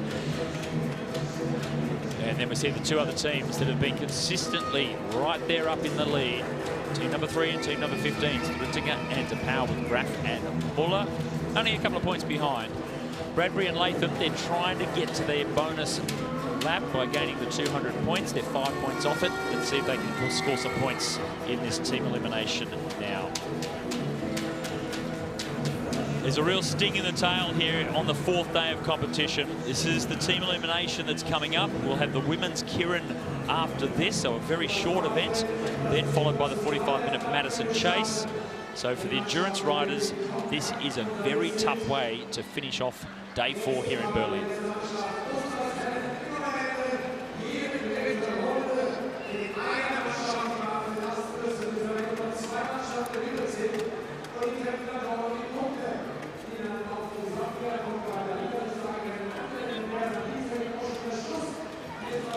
There's Marino DePauw. We spoke to Matt Rendell, had Miriam Velter down there before, a policewoman, and Marino DePauw after this event going on to be a policeman for Belgium. There he is. Very likeable rider, Marino. He will be missed, as will Miriam Velter. Moving on to the next phase of their careers. Getting themselves all ready to go. Team elimination. Last team across the line every 3 laps will be eliminated. And there could be some internal tactics going on, because the 45-minute Madison Chase that finishes off this 4th night of competition is the longest we've seen so far. And from the big 4 teams that are chasing the final podium positions, they really need to think about how much energy the team elimination will cost them, knowing that they're about to have the longest race that they've had this week. So we're underway, the team elimination. Last team across the line every 3 laps is eliminated. And I can see right at the very back, it's team 15. The 2 Andreases, that's Andreas Muller. And with them on the back, we'll just see what happens here. They might be looking to focus. Now, they're sitting in 4th place overall. They have the least number of points amongst the top 4 teams. And in pure speed, they do seem to lack a little bit compared to some of those other more favoured teams. So if they want to go for the final win, it might need to be done on laps. So they need to conserve energy when they need to and really go for final laps in the big Madison Chases. Josh Harrison is squeezing through now. So Harrison squeezes through over the top of Graf. Couldn't get through though. So Harrison the first to go. Stephen Hall, Josh Harrison, the 2 Aussies, first team to be eliminated. And they won't mind that. They are a long way down in the overall classification. It's more about making sure that they don't lose too many laps in the Madison Chase, so conserving some energy there for the Aussies. Teams will do that, this in certain races. Noticeably, the last 4 teams on the track are the leading 4 teams in the GC. So as I suggested, the teams that are trying to win the 6-day overall are starting to think a little bit more about the big chase that's still to come tonight. So team 1 is the 2nd team to be eliminated. Not to be concerned by that though. That just means that they are trying to conserve a little bit of energy for this final Madison Chase tonight.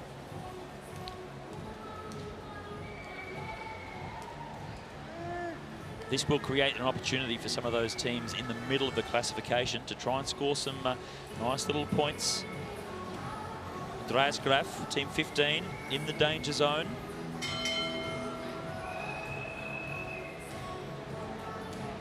Elimination lap this time.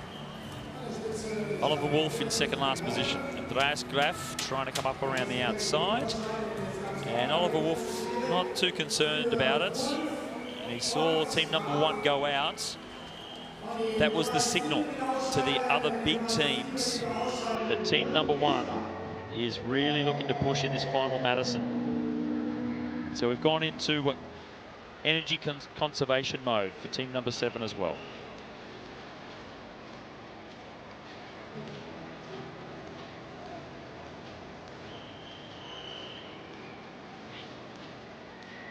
Wim Strottinger, team number 3.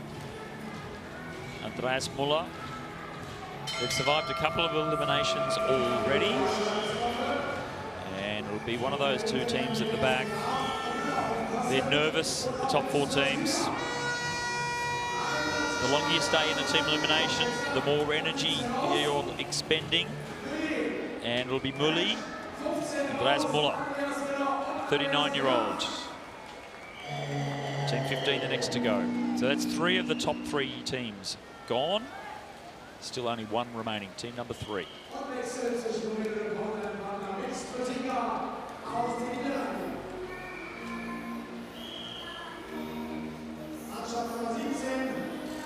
Marino de Paul, red number 3.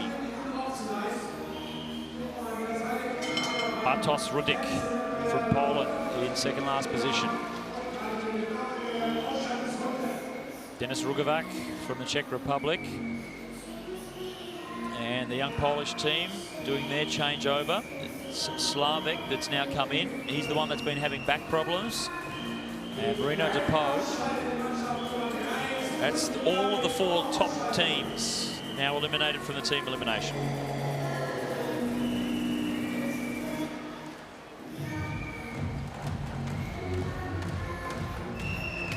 Saving energy for the big Madison chase still to come. Now we can focus on these middle-ranked teams that'll be fighting hard for this. Team 10 from Poland, Slavek. Elimination next time. So down the back straight, change from Team 10. And you can see the body language, moment of desperation. This is Rudik. Trying to come around the outside of Augenstein, and he does get there. It was Richard Banush. So Banush and Schmiedel, team number 24.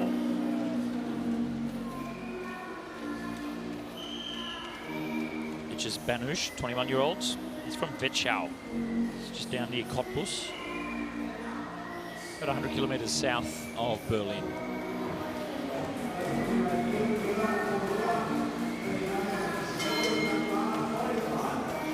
Team 10 really backing off there. So I've seen them in trouble a few times. And look at that change way out the back. So Bartosz Rudik really not doing Damien Slavek any favours there at all. Doing the judges a favour though. That was an easy elimination. Team number 10 gone.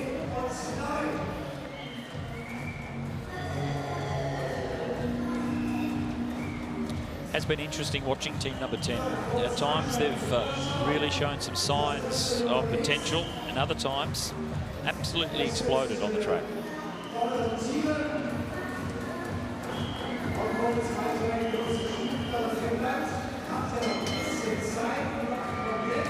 Moritz Malcharek, high on the track.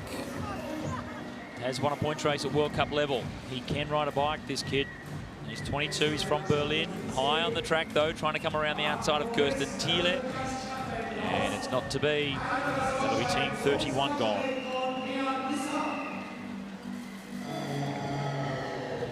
Brian Bosser from Ghent in Belgium.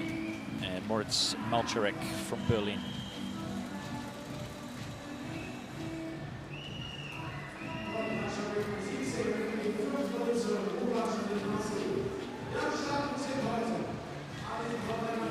Team number 2 at the back now. That's Bradbury. Chris Latham comes in. They need to put in a big effort here, Chris Latham. They're only 5 points off getting to the 200-point mark. they do that, there's another bonus lap, so they've gone straight round the outside. So Chris Latham guarantees that they are not eliminated. It'll be Team 14 from Ireland. Mark Potts and JB Murphy, the next to go. Good opportunity for team number 2 to get themselves a bonus lap. They sit 5 laps down in the overall classification. If they can get to 200 points, that'll move them up to 4 laps behind, and they'll be clearly ahead of all those other teams. There's a real cluster of teams that are 5 laps down.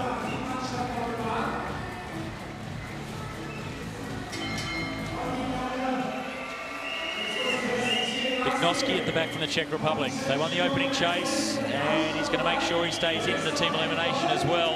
Henning Bommel, late change from Bommel, through underneath. Oh, and it was enough to keep them in. So Luke Noski, team number 17, had a good start to the night, the 24-year-olds, along with Dennis Rugovic. And you can see the look of pain on the face. It was a good start to the night, but it's starting to bite towards the end. 6 teams remain. The Danish combination. Team 23 sitting at the back. That's Børke Morsed. Henning Bommel sits in front of him. And as Team 4 come into change, you see Børke Morsed starting to accelerate to come over the outside of the change. Kirsten Thiele with a bit of work to do. In front of him is Stephen Bradbury. Oh, it's Chris Latham, his teammate.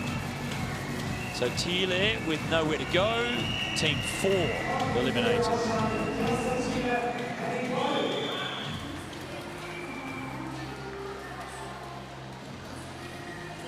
Back on the boards after one night neutralised for Kirsten Thiele.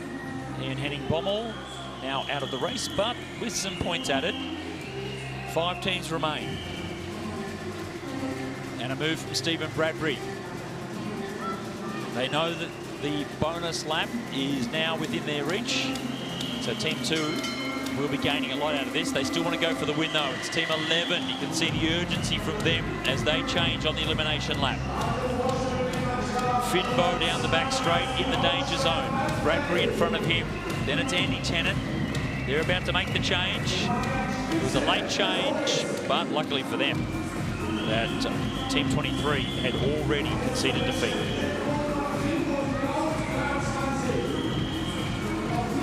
So Arne Børke Morsed, 21-year-old, alongside this man, Anders Finbow, 23.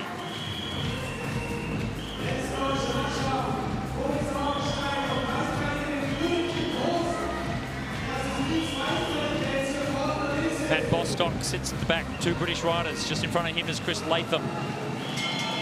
Bostock from the Isle of Man.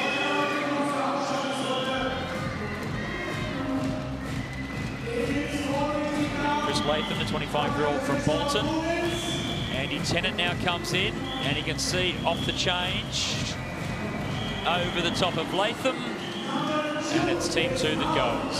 They've made the change. But your lads are out, I'm afraid. So Steve Bradbury and Chris Latham. That will be enough points, though, to give them the bonus lap. So 4th place in the team elimination. Good ride for Team 2. So in the overall class, that's a good move. Moritz Augenstein sits at the back. He'll be looking for his teammate, Niels Weisvenning. Over the top now, he was at the back, he goes to the lead position. 3 teams remaining, 1 more elimination before it'll be a 2-up sprint for the win. And it's Augenstein that leads the way. Matt Bostock trying to come over the top of Chima. Bostock versus Chima. And it's Bostock that goes through. And Emilio Chima, team number 11, 3rd place for them. So the Italian-Russian combination. This is Vladislav Kulikov, 23-year-old, medalist at the Russian under-23 Road Time Trial Championships. And that's Niels Weisvenning. He won the Derny race. He's only 19 and he's finding himself in a 2-up sprint now for the team elimination. Bostock dives down underneath. So Team 13 trying to go for the team elimination win. The youngster, the teenager, Niels Weispenning, trying to get up into the slipstream. It's a real fight down the back straight. A change is going to happen. It's going to be a real late one as they come into the final bend. Weispenning trying to come over the top of Tennant. And a perfectly timed change. That gives Team 13 the win.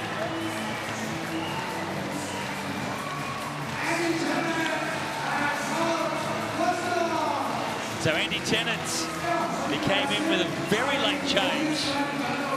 And Niels Weispenning wasn't able to take advantage. Bostock dives down underneath.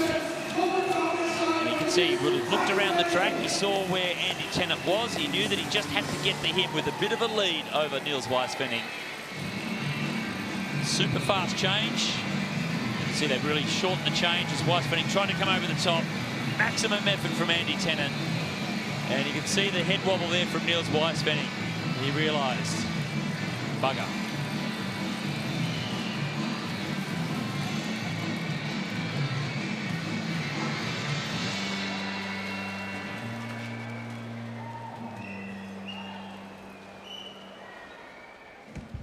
Andy, well, that's the way to do it. It's a very, very late changeover, wasn't it? But it worked. Yeah, to be honest, I thought we had another lap because I was still getting shown 2 laps to go, and they hadn't changed the board earlier, so I was like, oh. Came in, yeah, about half a lap later than I wanted. I was speeding up to make sure I had more time, but yeah, we got it in the end. Bosler saw me and just went, so it was good. Sometimes it's better to know, not to know what you're doing than to know what you're doing. And Matt Bostock did a nice little ride there in support. Hot and sweaty and victorious, Matt. Yeah, it's great to get a win. We've been knocking on the door a bit, especially tonight, a few podiums, so it's nice to get on top step. So one big Madison to go. Looking forward to that? No, it's going to be hard. But yeah, we'll try and keep fighting. Obviously, I think the top 4's out of the way. They've got a lot of laps, so we just want to try and get, yeah. It's like fighting like wolves, getting 5th or 6th for the Europe. OK, guys, well done. Great ride there for Team 13, getting a team elimination win, taking advantage of the top 4 teams trying to conserve energy before the final Madison chase tonight. So Bostock and Tennant, Team 13, ahead of Moritz Augenstein and Niels Weispenning. And a good ride from Team 11, the Italian-Russian combination Chima and Kulikov, Stephen Bradbury and Chris Latham. 4th place for them. That's significant because they gained a lot of points, and that should give them the bonus lap for the overall classification. You see right down the very end there, the first team to go out was Hall and Harrison, but the 4 teams above that, teams 1, 7, 15 and 3, they are the top contenders. We expect to do something quite special in this final Madison chase. We will have the women's Kieran before we come to that, before we go into the 45-minute Madison chase at the very end. So where's it all stand? No points gained by any of the the top 4 teams. So it's still teams 7, 1, 3 and 15 on the same lap. And the points still quite close, the top 3 in particular. So Team 13 with a good win, taking advantage of those top 4 teams. Just having a little bit of a respite before this big final chase tonight. So Matt Bostock and Andy Tennant, well done to Team 13. It was a real fight between those others. Well, we do have the women's Kieran coming up next, so who better to talk us through the tactics and the abilities and all of the action that we're going to see for the women than Max Levy, former Kieran World Champion yourself. You've had a great time, but how good is it coming to Berlin for the 6 day, being a Berliner? It's always nice for me to come back. You know, I'm born only 500 meters away from this velodrome, and it's the first velodrome I've been on in 1997, which sounds like far, far away. But yeah, I started loving it, and when I was young kid, I was here 6 days and 6 nights, and like I had heroes like Bruno Risi or Robert Bartko, and yeah, since a few years, or almost 15 now, I'll be here every year, and yeah, it's so nice to be back. I raced this particular 6 day with Robert Bartko. I know. When you were racing, I was starting. Just starting off. Now this is the lineup that we've got for the women's Kieran, so it'd be great to get your insight, especially considering the top 3 riders here are the German riders. So Hinze, Friedrich and Grabosch, first, second and third in the overall classification. They have been the most dominant in the first two races. And Emma in particular seems to be in very good form heading towards the World Championships on this particular track. They are all in pretty good shape. We just came back on last Monday from our training camp in Cape Town. And as you could see, we did a lot of good work, and that's why they are so strong. And I still hope that Miriam Welte can recover a little bit. And let's see what she has in mind for this Kieran. It's a big challenge, though, for Miriam, isn't it? She hasn't been on the bike for a couple of months now, coming out of retirement to come and race here. So showing respect to the race and actually wanting to say goodbye to everybody. Yeah, and I spoke with her, and she said it's super tough, and she didn't expect it to be that hard. But you see, she's pretty skinny now, and she lost some weight of muscles, and yeah, it's a tough field. 3 weeks before the World Championship to race against this top class future. They are all pretty young, eh? Well, they are. Well, Emma Hinze, she was the fastest in the opening time trial, but she's still only 22. Yeah. But certainly some talent amongst this group.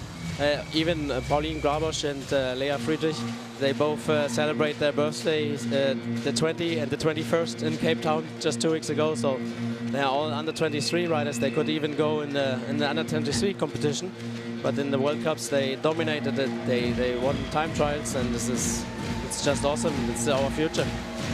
Absolutely, we see Miriam Welte on the front and the rainbow stripes around the legs of her shorts, signifying former world champion 6 times. She won the world. It's also great that the women's are back in the sprinters field in the 6 days. So I think they even earn it to be back, and that people can see their faces and see that they are all beautiful riders. Eh? You can talk with them. They look pretty nice on the bike, and so for them it's a big honor to be back and use the 3 days to make also women's cycling more popular.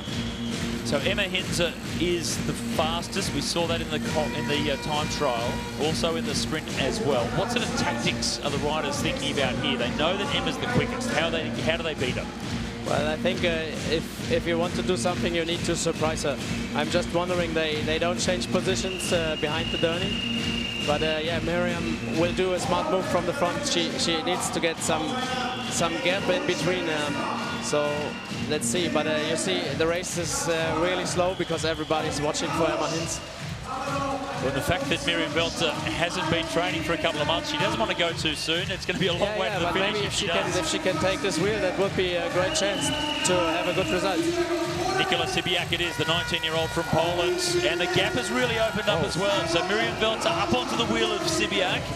This is a pretty good situation for Miriam, if she could come back in the end. This could be a winning move for Miriam Welte in particular. Emma Hinze is starting to make a move, but it's only 1 lap to go. So Miriam Welte, a long way, but look at this, look at the speed. Wow. So Welte in second position. Here comes Emma Hinze in the pink colours. She was the fastest in the qualifying time trial. She won the sprint, and she'll win the Kieran as well. That was awesome. Oh, I would love to know how fast was this last lap. They were like 30 meters behind. It was very close at the end, wasn't it? Wow. This is almost a dead race, eh? Well, Emma Hinze on the inside. She looks confident that she won it. Wow. I'm still not so confident. I'm not confident. But it was great skills, eh? Yeah, look at this. Miriam did a smart move. She followed and could stay on the wheel, which bring her to the front. But she just didn't have the legs to overtake the Polish rider. And then look at the train. They are almost coming now, and look at this. Wow, it's crazy. The closing speed was extraordinary from Emma Hinze. And it's also Lea Friedrich. I don't know. So definitely past the line. It was Lea that was first, but the black line is where they need to get to. I don't want to decide it. It's about a tyre, isn't it, I think? It looks like the bigger tyre one.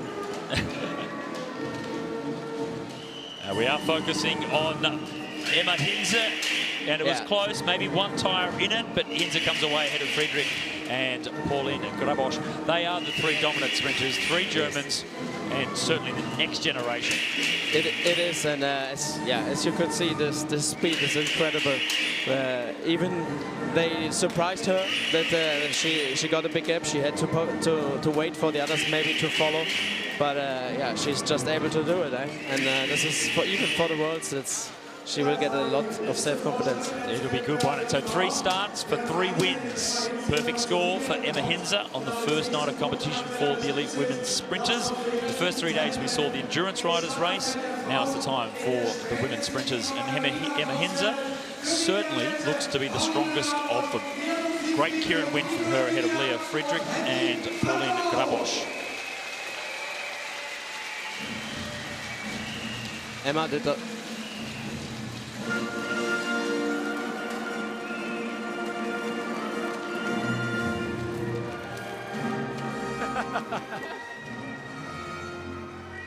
Emma, well, that was very, very close indeed. Leah came back at you, and I think there might have been just a tyre's width in it, but a win's a win. Yeah, a win's a win. It was really tight, and we just came over the two in the last curve. Oh, yeah, right. So it was really tight, but yeah, we had enough speed to go over them, and yeah. You're happy with your performance? Yes, of course I am. We did some good heats, and I'm really happy. Well done. The podium's all... Well, listen, and that's the end of your evening's racing for tonight. How much have you enjoyed being in this wonderful stadium with this fabulous crowd? I really enjoyed it because we already had some World Cups here, and there weren't as much people as today. So it's really good to have such a big crowd to cheer on you. Emma Hinze, you're a real sport. Thank you very much. Was a great ride, 3 from 3. Hat-trick for Emma Hinze, all 3 races tonight. So she has certainly been the dominant performance. What a fantastic venue. Max Levy, as you said, you're only 500 metres down the road. They've built this track almost virtually for you. They found out where your address was and then built the track right next door. It feels like this. And my first World Championship was 1999 in this track, and then Sixday grows up since then, and it feels like coming home for me. Well, Sunday afternoon, it is family day here in Berlin, the 4th day of competition. We do have the final race to come, so only one more race to come, but it's the longest one that we've had so far in the competition. 45-minute Madison Chase still to come. This is how we roll into it on the overall classification. And it's very close. For those top 3 teams and the points difference, there is very little between them. And Andreas Graf and Andreas Müller. In outright speed, in the sprints, etc., we know that they are the slowest of those top 4 teams. So look for them to be taking laps as we get deeper towards the final race. Stephen Bradbury and Chris Latham, they were able to get their bonus lap. So 3 teams taking bonus laps in their team elimination. So great rides by them as well. Right down there to the team that's a long way behind. Max, it's so good to see all the families here and all the kids as well, because these are the kids that could be inspired to come and race. True. Even when I was, like I told you, when I was young, I was sitting over there. My own kids, they were here many years. They're just 6, so that's why they're not here today. But it's fun, and we have to get kids to the track to make them show how cool this sport could be. Yeah, absolutely. There are so many kids out there. They really do love it. You never know how they get inspired, but bringing them to the venues like this, giving them an opportunity to see it, to soak it in. And even Six-Day Cycling gave them, in the winter months, they gave them the opportunity with school classes to try and teach them, go around the track with a bike, or even learn how to handle the bike on the infield, which is also very important in a big city, which is still growing, and everybody wants more people on the bikes, and this is the way how you do it. We are hearing from 4-time world champion Max Levy, a couple of times in the team sprint, also Kieran world champion, Olympic medalist as well in team sprint, and Kieran, and enjoying being on his home track that apparently was built just for him. This is his playgrounds that was built for him in 1997. And And while you're still racing and enjoying it, Marino De Paul, this is his last race, so he'll be retiring after the Berlin 6 day. So his final few laps on the boards. Still 3 more days of racing, including this Madison Chase. So Max, I know you've got more things to do. You need to go and get yourself ready for the next day of competition. I have to go for the doping control now. Oh, you've got me. They are waiting for me. So it's also part of riding a 6 day. Well, it's good to know. It's good to actually let people know that while you're here doing the 6 days, it's not the World Championships, it's not the World Cup or the Olympics, but they're still here to do the anti-doping control, which is what you're going to do now. I would love if they wouldn't take it on Sunday night, because now I would have a few hours off, but yeah, that's my business. Well, I hope you've been drinking enough water so that you can do a quick anti-doping test, get all that sorted. Hey, good luck for the run-in for the next, just not the next couple of days, but also the World Championships coming up in a month's time. Thank you very much. Max Levy, everybody, 4 times world champion. Great to have him here. He's a real entertainer, loves racing. And I'll just pause in commentary for just a moment because we're about to do a selfie with Max. We'll do that. I'll talk through the selfie, commentate Max and I doing a selfie. Thanks, mate. So he's off to do anti-doping control. And the final race of the night, the Madison Chase over 45 minutes, is underway. This is the longest one that we've had this week. And we've seen how many races that the riders have already conducted. And some of those bodies are getting a little bit sore, worse for wear. And now we throw them into the longest race they've had. I love it. Extra pain in the legs and the bodies of these riders.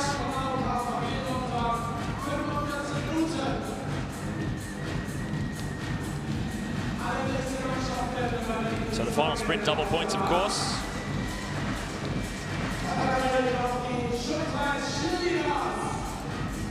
There's Mark Hester on the front, Niels Weisfenning. He's had a couple of good races tonight, the youngster. And there's Andreas Graf. You can see just underneath his handlebars. And that's our onboard camera.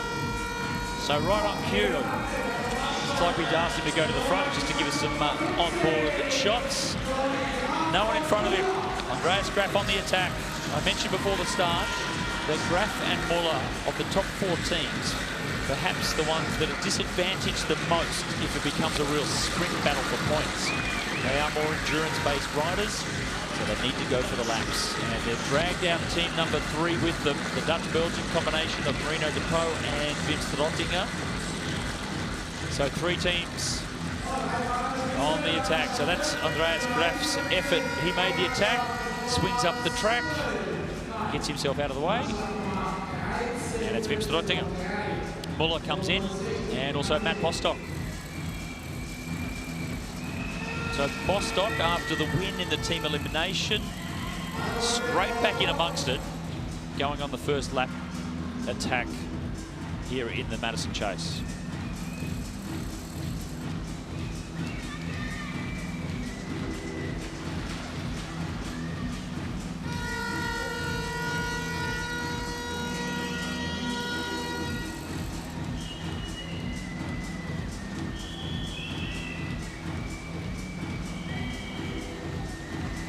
Measuring your effort, so important once these Madisons get stretched out. The final Madison Chases will be over 1 hour on the last day. And you really need to make sure that you put in the right amount of effort at the right time. Don't cook yourself too soon. Graf and Muller, they're having none of that. Straight on the attack. 3 teams. Morgan Kineski. So no reaction from Team 1 or Team 7. And with 2 big teams in Team 3 and 15 off the fronts, I'd imagine Team 1 and 7 won't be too far from going on the attack.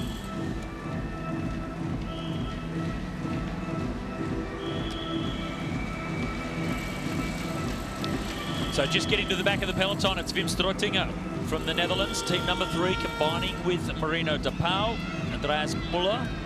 He'll be looking for Andreas Graf, and then it's team 13, the British combination of Matt Bostock and Andy Tennant. So 3 teams going a lap up on the rest of the field. And this is the next move. Irish combination on the front.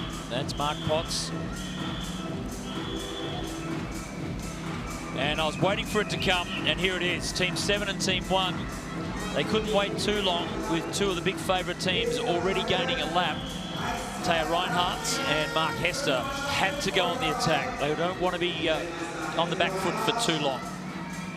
JB Murphy runs through.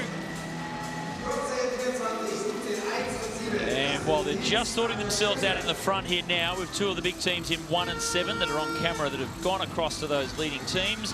That's a very strong group of 5 now that can work very well together to try and get back on that lead lap along with teams 3 and 15.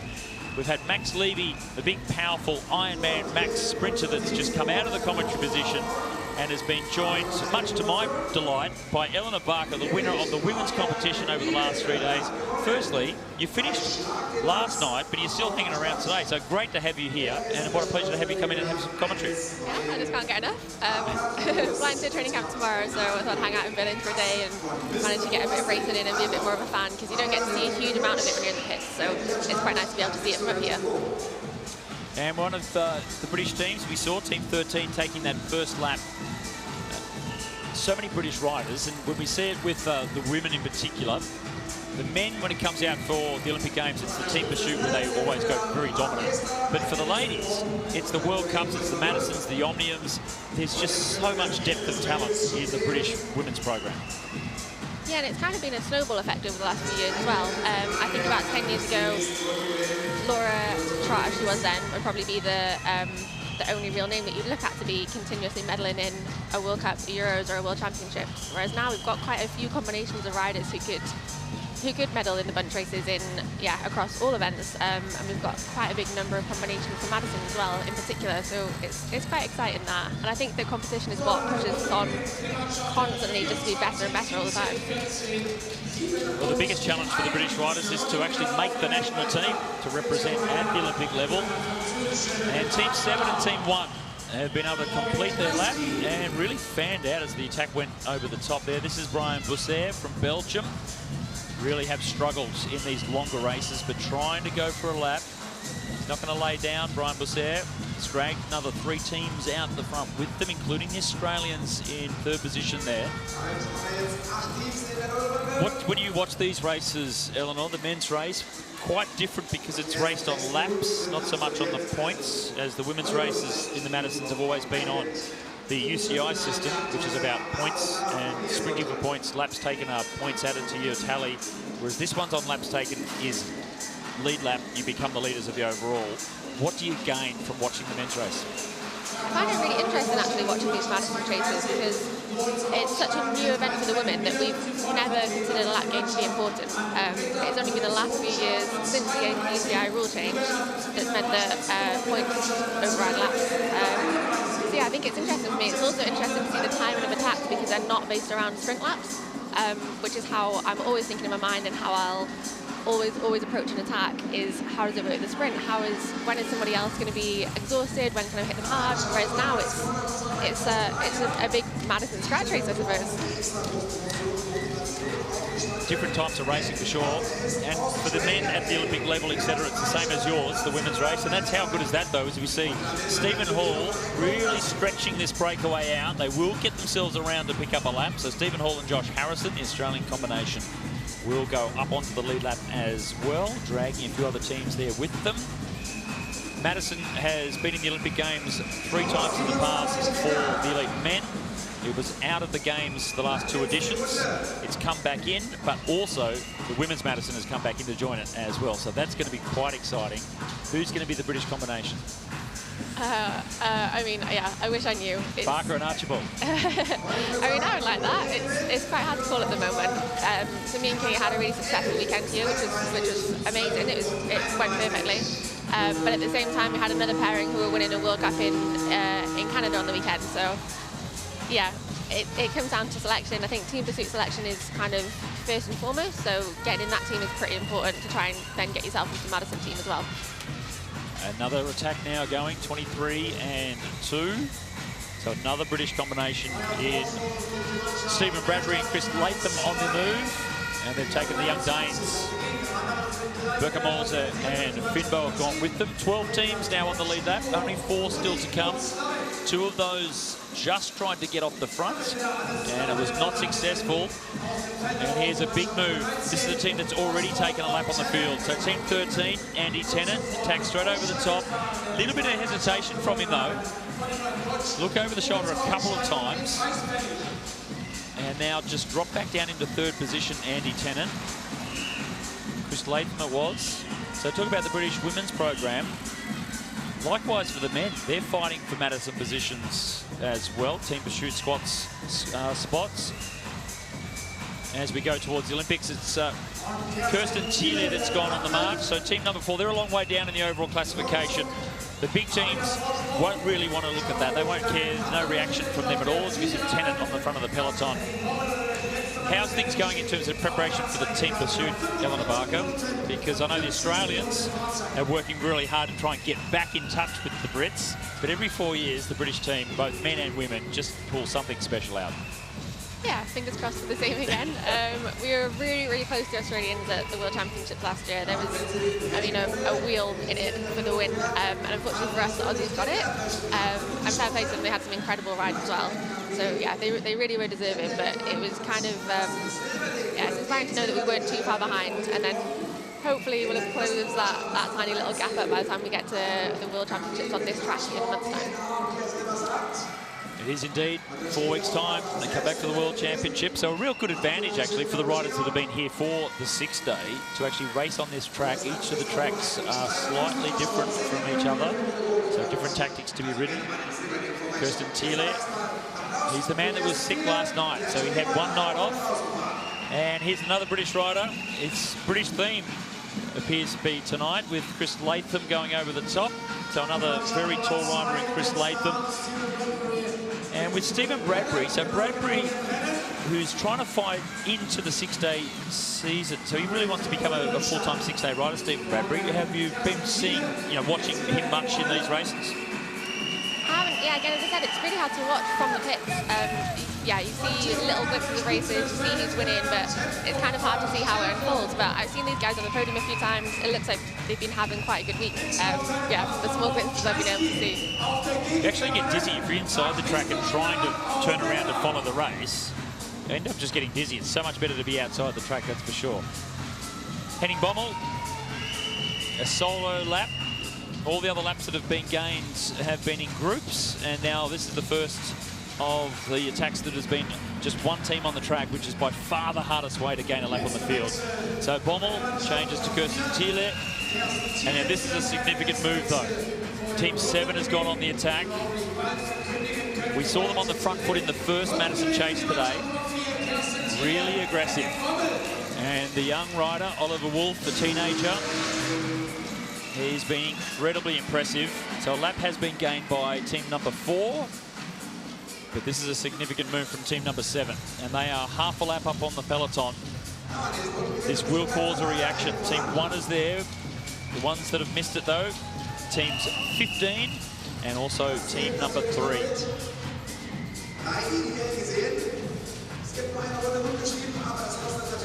Mark Hester. With the team pursuit being such a focus, Eleanor, how much actual Madison training within the national program do you get to do? Not a huge amount, to be honest. So it's quite nice to take a few days out and come here and actually get some race practice in, because you can try and replicate it as much as you want in training, but without having an actual peloton, you just can't really get the technical aspect of it. Yeah, you just can't really practice it quite the same that you can in racing. So I think actually coming to big events like this with a really strong peloton, big numbers, it's the only real way you can practice. Have to go in the races to get the experience, don't you? And now Team 7. They've just got to the back of the field. So group of 5 gaining a lap, including team number 7 and also team number 1. So for the overall classification, that's significant. That's caused a reaction from teams 15 and 3. There's Marino De Paul. Andreas Graf, team 15. So they're the 2 teams on the overall classification. So 3 teams on the lead zone. And a few more teams about to get themselves around there, perhaps. Group of 4, including Andy Tennants and Matt Bostock. They've been aggressive in this particular race. That's the front of the main peloton. So a few of the middle of the ranked teams that are on the front of the peloton. So that's allowed the average speed of the main group just to ease off enough. So that's the advantage of this group off the front. It's being led by Dim Strottinger. So the halfway sprint's coming up. 4 laps to go. Andreas Muller comes through. So they're working well together, the four out in front. This is always one of the interesting things about cycling, is that they're all racing each other. But in moments like this, when you get out there together, it's these four teams combining against the rest. Yeah, it's a funny point in the race where actually you've got to have kind of an element of teamwork with the people that you're racing against, and you need to sort of be able to gel to be able to close the gap to the main bunch. So I think once it starts breaking down, once people start doing shorter turns, that's when it doesn't really work. But at the minute, they all seem to be working really well, and I think they're probably going to have no problem getting this lap. Well, they will come around to get the bell for the first of the intermediate sprints. So 5 points up for grabs for the winner. 4 teams. So all the points will be mopped up by the breakaway group. It's Andreas Graf that's on the front. Graf will come away with the 5 points, but it's the lap that they're really thinking about. He won't ease off because he's won the sprint. He'll keep absolutely powering to get to the back of the peloton. Andreas Graf.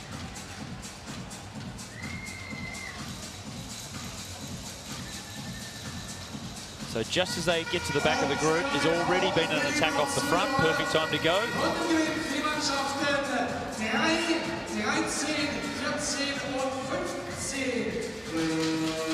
So Team 7 put themselves a lap up of the other contenders. That has now been neutralised by Teams 1, 3 and 15. All 4 of the top teams now back to a status quo. And that's the points from the intermediate sprint. 7 teams now up on the lead lap, including the 4 top-ranked squads. Schmiedel, Weisfenning, and then it's Rukovac. So the next 3 teams to go. There is a real race in 2 that has developed, Eleanor, with the top 4 teams really isolating themselves from the rest. There's been this race between this group of teams now that are trying to fight for the best of the rest competition, including all 3 of these.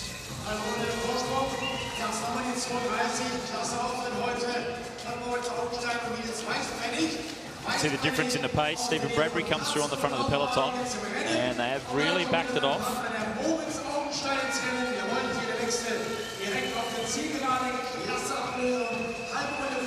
So Team 32, Moritz Augenstein with Niels Weisfenning. This is Moritz. And his teammate Weisfenning had a couple of good races today already, so showing himself in front of a big crowd. And these 3 teams combining very well together. Team 17 did win the opening Madison here today. Struggled a little bit through the middle of the racing, the middle of the day, but now starting to come back, trying to keep themselves in contention for that best of the rest title in the middle of the peloton. Malchorek swings up and out of the way. And it'll be the youngster, the 19-year-old Niels Weisfenning, first to get to the back of the group. So there's Weisfenning, team from the Czech Republic. Lignoski now comes in. And Schmiedel, team number 24, sits on the back. So another lap gained by those 3 teams. So 27 minutes still left to race. This is the longest Madison that we've had so far, ending the 4th night of competition.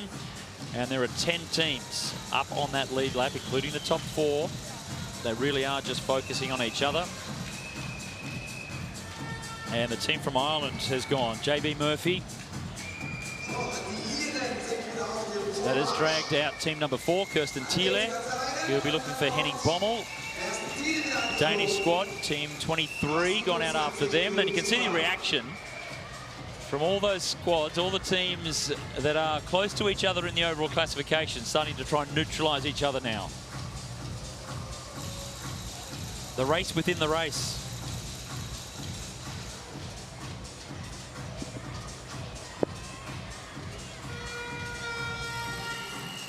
And it was an attack from the Irish squad. Big effort to gain a bit of an advantage over the rest, but the scramble from behind has brought everything back together. And when this happens, there's always an opportunity. Now it's perhaps the moment to go on the attack. Yeah, this will be a really perfect opportunity. There's been loads and loads of teams off the front trying to get a lap. Everyone's going to be a little bit exhausted, so if you can try and find that moment and get a crack quickly, it's probably the best chance of anyone's going to get of getting the lap at this point in time. Showing a little bit of inexperience just then, though. So Team 10, as it all came back together, tried to attack off the front of the peloton. You really want to try and time things a little bit better. If you attack from the front, the team that's sitting in second place typically is not just going to let you go. They will accelerate. So it's just wasted energy for Team 10. And a couple of times I've noticed over the last couple of days where they really have wasted a little bit of energy, showing their inexperience. Stephen Bradbury, the next one to go. This is a better time sprint, or better time to attack, I should say. Team 2, Team 12. The Anglo-Saxons, Stephen Bradbury and Chris Latham, Stephen Hall and Josh Harrison. The Australians, team number 12, gone with them.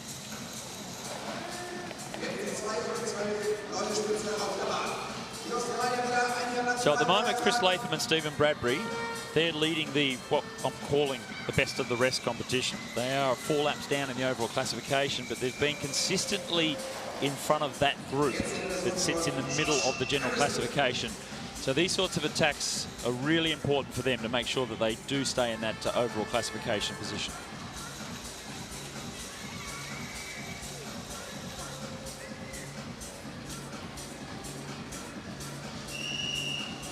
Lignoski from the Czech Republic. Not too fussed by this move that's gone off the front. And they're out to about half a lap, 140 metres now.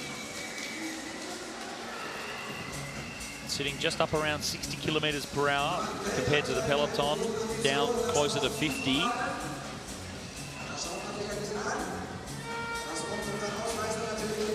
Stephen Hall comes in. He won the points race earlier tonight. I did ask the question, how much damage did that do? Because he really did dig deep.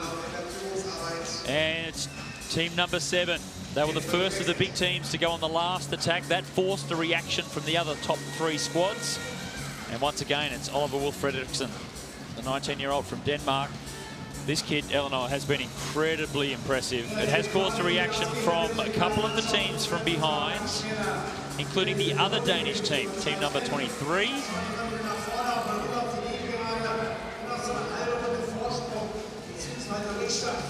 So 11, 23, 7 and 10.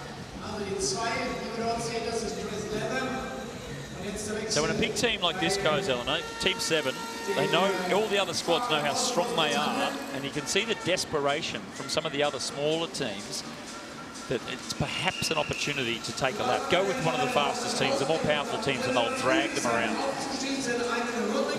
think that could work really well for both teams as well. If you're, there's almost no point in taking somebody off the front with you. If you're in first and they're in second, you're not going to gain a huge amount on each other.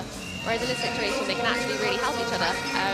So they're far more likely to have that teamwork that they need to be able to get the lap, because yeah, they've nothing to try and win over one another, but together they can get the lap and they can both try and improve their positions.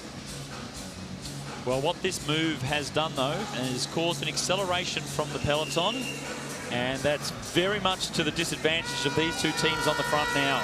Team 12 and Team 2, they've been out there for a long time. They're working well together, but they have not been able to close to the back of the group. So you can just see the gaps that are opening up in the field. So a lot of pressure being put on, and that's due to the attack of team number 7. That caused the other big favourites to really go hard. It's kept the peloton speed high, and it's made it really tough for the two teams that are off the front.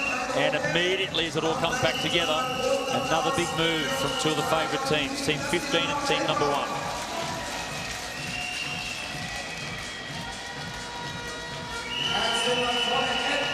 So the Danes tried to steal a lap.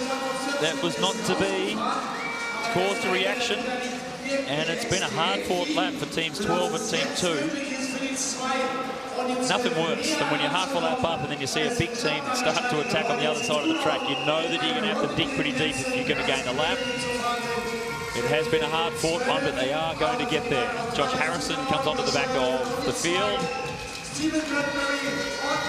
Big deep breath, sigh of relief. Chris Latham and Stephen Bradbury, along with Josh Harrison and Stephen Hall. Lap gain for them. And this is the big significant move now that comes in behind Theo Leinhardt, the World Madison champ. He swings up and allows Andreas Graf to come through. And we'll look for a reaction from teams 3 and team 7 as well. We're on board here with Andreas Graf. You can see the back of the peloton. That's what has to be done. Morgan Kniesky just about to change behind Graf with Taya Reinhardt. And Graf looking for Andreas Muller. Still can't see him just yet. He might get to the back of the peloton before he gets to his teammate. And here he comes now, the 39-year-old. Change made. Muller comes in, Graf goes out, and the lap will be taken off the back of that change. So as Muller gets to the back of the field, Morgan Kniesky comes with him. And that's two of the big favourites. They've put themselves right out in front. This is the third team on the track, Team 14 from Ireland, but just behind them is perhaps a far more significant move. It's Team 7 and Team 3. They've been joined by Team 13. So the next two big teams are on the attack.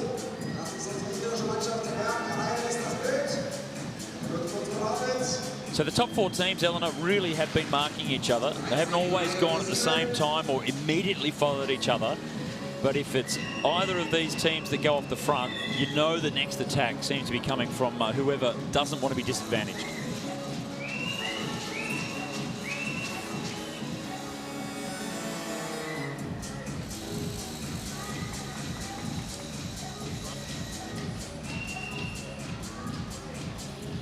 Rino de Pauw and Wim Strottinger. So they're racing against the Danes, team number 7, earlier. And now they're out in front. They will combine forces and try and race against everybody else to gain a lap on the field. Team 4 now on the attack. So Mark Hester comes in. Still a little bit of work to do. The peloton is splitting up under the attacks from Kirsten Thiele.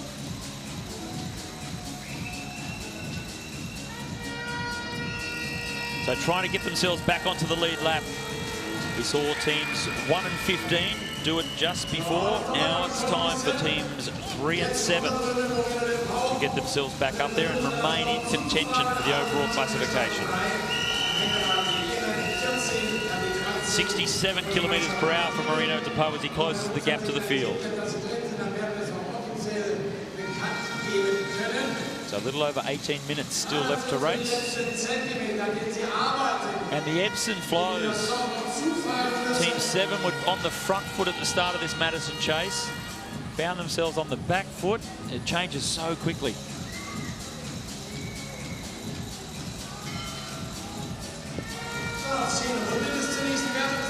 Six teams now on the 0 lead lap, being led by that team number 15, which picked up that intermediate sprint earlier on. Double points for the final sprint, of course.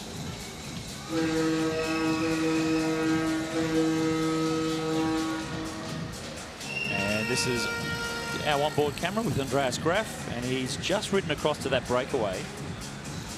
And the peloton really has started to disintegrate. Andreas Muller comes in, Graf goes out. And we can just see all the gaps that are opening up. Now, I was looking forward to getting this deep into watching the 45-minute Madison chase. We're on to the 4th night of racing, the longest race that we've had. Eleanor, this is starting to look pretty tough. And I guess the strongest riders now really do start to come to the front. Yeah, it is. I mean, it's looking a little bit more calm at the minute, but yeah, the last couple of minutes, it's just been bodies everywhere. You can see that the group's really splintering. Yeah, everybody's hurting, and there's still quite a lot of the race left to go.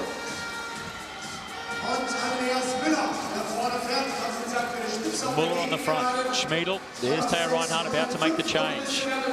Schima comes over the top. Morgan Kniesky comes in. And Schmiedel quick to jump onto team 11. It's caused an acceleration. Morgan Kniesky is the rider in 2nd position now. And again, another acceleration, but it hasn't broken the field.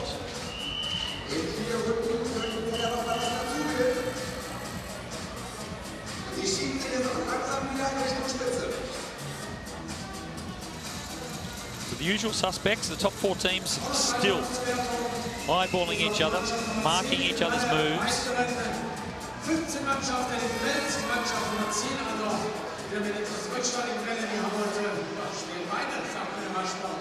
And another intermediate sprint coming up. Get to 16 minutes to go.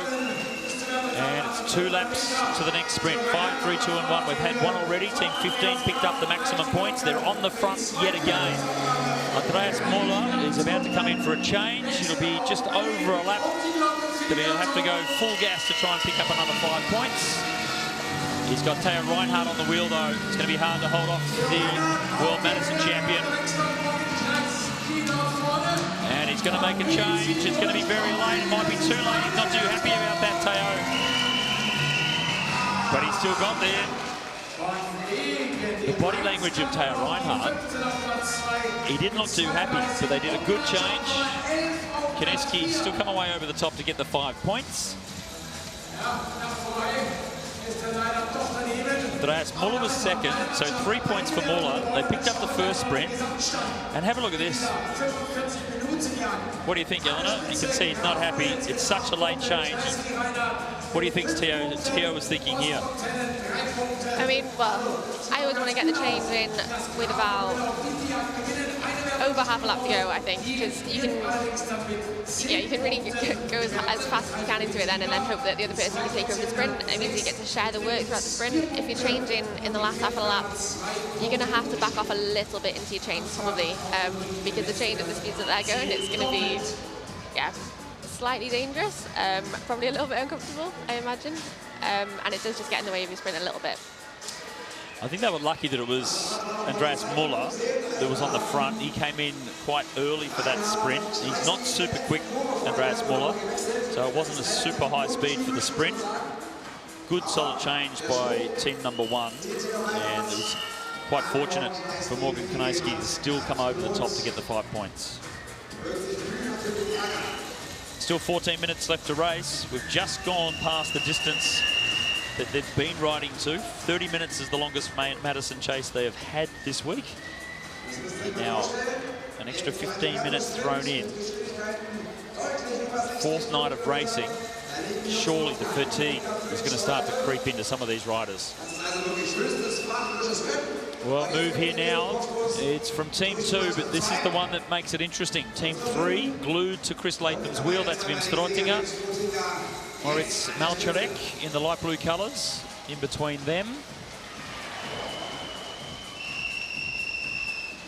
So the last sprint, it was taken out by the world champ. Team 15 in 2nd place as well. And his perfect time to attack is directly after a sprint, and Team 3 on the march.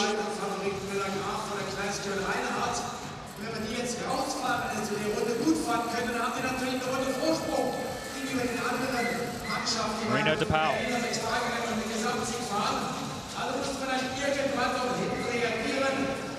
So I've seen several times this week, it's been Team 3 that have been chasing the others. This time they're putting themselves in the front position.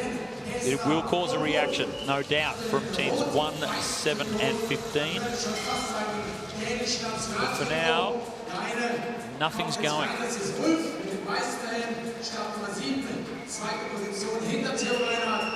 Just gone through 40 laps to go.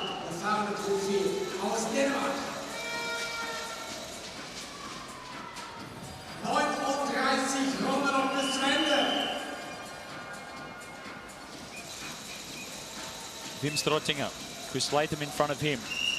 Moritz Malcharek from Berlin.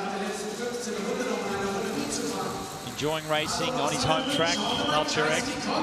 And we knew it was going to come. It had to come from one of the other big contenders. And it's the 3-time former Madison world champ, but he has dragged a few riders with him, including team number 7. So Morgan Kineski trying to get across to team number 3.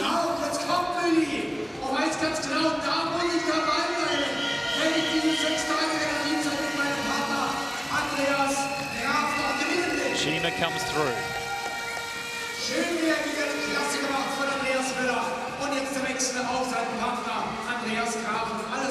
So a bit of a scramble behind that attack from team number 1, Andreas Müller and Andreas Graf. desperate to shut that one down.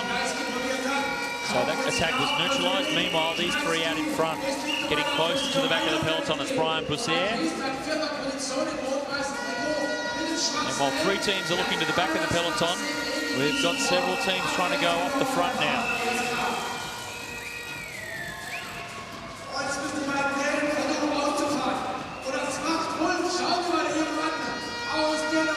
Malcharek, Latham. This is Kalikov back to the lead group again. So these three teams really fighting hard, just about to get to the back of the field now. Now look to the right-hand side, we can see Wim Strottinger has eased off because they're only a few laps away from another sprint. So Marino de Pauw just holding back a little bit.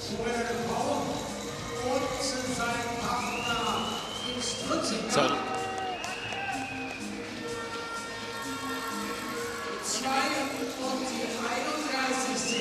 this is the next group now that's coming. It includes teams 15, 7 and 1.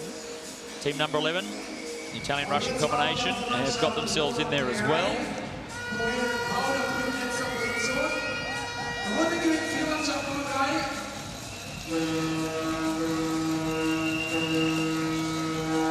So I think Team 3 may have thought that there was another sprint coming up. We've got 30 laps to go. There are no more sprints until the final sprint, which is double points, 10, 6, 4 and 2. So Team 3 now closing the gap to the peloton. So they go on to the lead lap, but it won't be long until the other usual suspects come up to join them. So Team 7, Oliver Wolf leads Morgan Kanajski. Team number 1 is Andreas Muller, about to come in thanks to Andreas Graf. So 28 laps to go. And the advantage that Team 3 had over their opponents is about to be neutralised.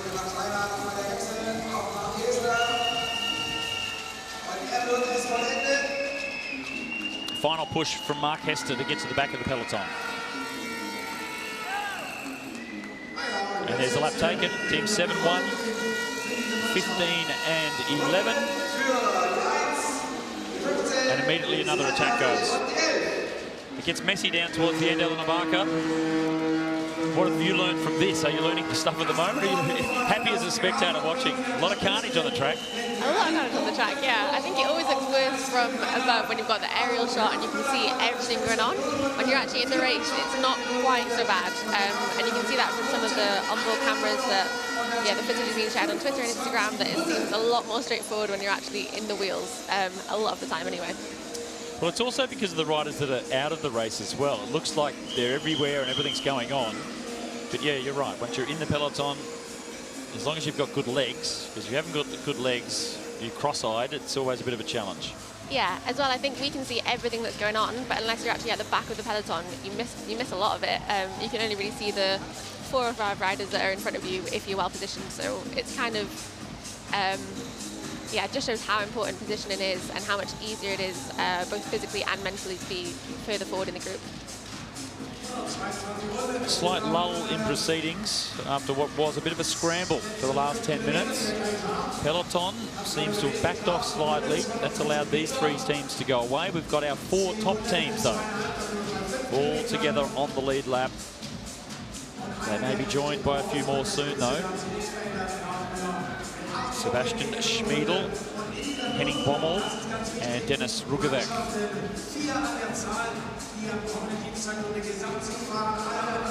That's the pointing finger of Andreas Donica, just letting everybody know who's leading the race, who's on the front.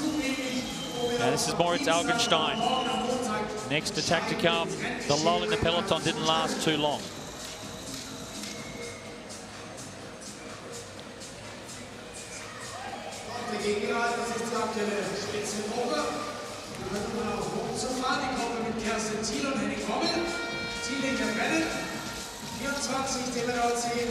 Banush comes through. The body language on the rider, Team 24, certainly indicating that he's going as hard as he possibly can. And Kirsten Thiele he looks to be really struggling. Now, red number 4, he was the rider that was neutralised last night. He had a fever. And as we get deep into this Madison chase over 45 minutes, it does look he's starting to crack a little bit. Henning Bommel comes in just at the right time.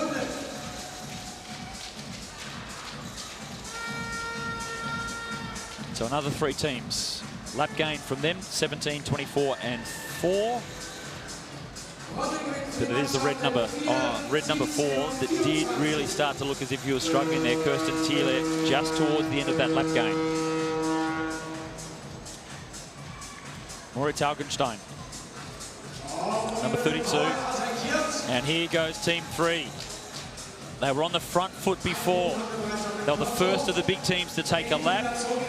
It was 7, 1 and 15 that were desperate to make sure that they got them, rejoin them up on the lead lap as well. And that's given them a little bit of extra recovery. So Team 3 trying to keep themselves on that front foot. 13 laps to go. One team off the front. That's Team 32, Augenstein and Weisfenning. But this is the more important move. Team number 3, they're racing for the overall classification. The top 4 teams are all on the lead lap. They are the only 4 teams that are.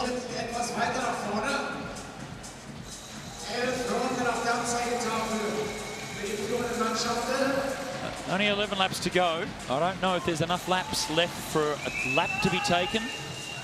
It might be more about trying to go for this final sprint. Double points on the final sprint, Eleanor. 10, 6, 4 and 2. The gap is starting to open up. Prediction from you. Can Team 3 hold on? Oh, I'd like to say so, but I don't know. I think especially when there's double points in the last lap, it's so much more important, and so many more teams will want to get involved because it can mean you can bump up from 6th to 1st in a lot of places. So yeah, I think it looks like the group are going to close them down, but I'd like to be rooting for the guys off the front. Well, Team 3 putting in a massive effort off the front. It's Team 7 that's also on that lead lap that's doing all of the chasing on the front of the field. That's Mark Hester. So it's a massive amount of energy being used by Marino de Pauw and Wim Strottinger in Team 3 to try and stay away, and also Mark Hester and Oliver Wolf, Team 7. While they're doing that, Teams 1 and 15 sitting back in the wheels, trying to recover. 7 laps until the final sprint.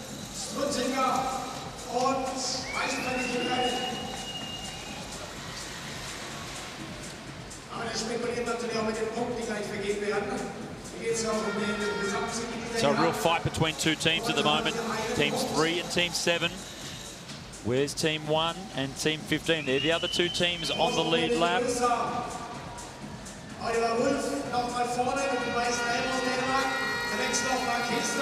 5 laps to go.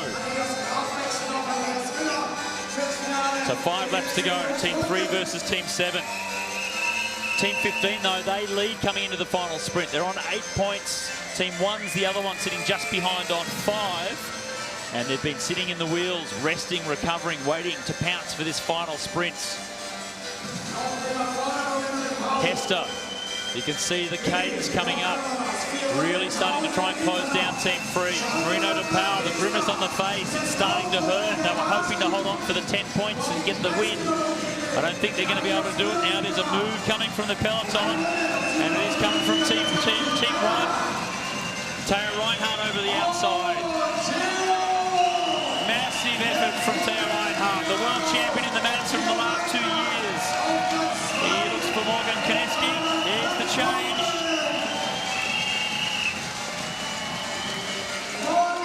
Big ride here from the world champions. Morgan Koneski, triple world champion from previous years. If he picks up this final sprint, that'll be enough to get the overall win. And the gap, wow, what a significant lead. We can shut it down now, Morgan. Save your legs for tomorrow because you're going to get the 10 points. There's the 10 points in the final sprint for Morgan Koneski and Teo Reinhardt. That'll take them to 15. Team 3 held on for 6 points across the line. And leaders coming into the final sprint was Team 15, but no points for them. So that means team number 1, they win the final Madison Chase here at night 4.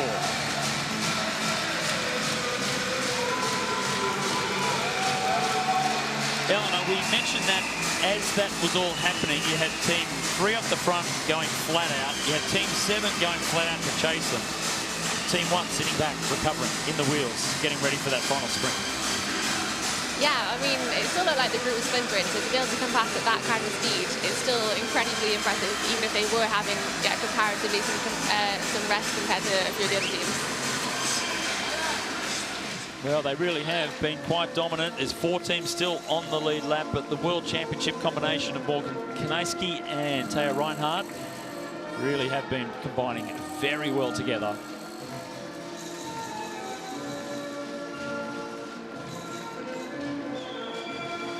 It all came down to that final sprint. Team 15 had done enough, they thought, perhaps earlier on. 15 points, Kanaisky and Reinhardt. Second place still Graf and Muller. Hibster Rottinger and Reno de Pauw. They were second across the line, picking up the 6 points. But that put them into third place, Hester and Wolf. They did most of the heavy lifting with the chasing. And as we go further down, 11th place was Augenstein and Weisvenning. 2 laps behind, but see that down right down the very bottom. I mentioned that Team 10 were really struggling a little bit, and they lost 5 laps in that 45-minute chase. But there's Taya Reinhardt with Matt Rendell.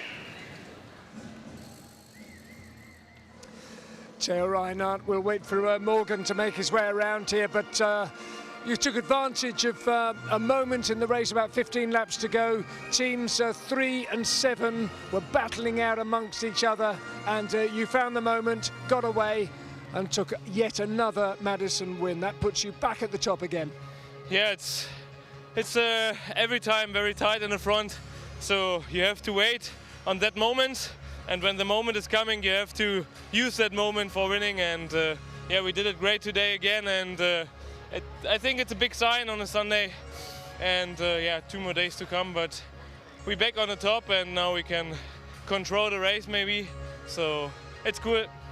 And Morgan, it's been a very different kind of day today, hasn't it? When some of the smaller teams outside the top 4 have won, you know, various events between them, starting with the Czechs in the early Madison, and then in this one, you came through, you waited, you took your time and hit them at the right moment, and you're back at the top of the GC again. Yes, it's now we are day 3, so all the big teams are on the front, and now there are small control, so that's why the first stage was just we're looking for each other in the high. So, but at the second chase, some rider try to make a difference, and so we pull hard to take another victory and and keep the leadership. 4 days behind you and well positioned, guys. Both of you, well done. Thank you. In those last 10-15 laps, team number 1 was sneakily hiding in the field, just recovering, as team 3 and team 7 did all the heavy lifting right at the very end. So the winner's summary, this is how it was done. Maximum speed, that went to Morgan Kanaisky. He was in that final sprint just touching 70 kilometres per hour. And Teo with the higher heart rate though, 180 beats per minute, fairly evenly matched in terms of heart rates. Likewise with average speed. A little bit more time spent in the race for Taya Reinhardt. Well, a lot of carnage. The longest Madison that we've had so far, but it does close out the 4th night of racing here. A brutal way of doing it. The team elimination virtually straight into the 45-minute Madison. 3 times a world champion in the Madison, Morgan Kanaisky. And they almost messed up the second of the intermediate sprints, but did just enough to make sure that they kept themselves well in contention for that final sprint and then to go for the Madison win.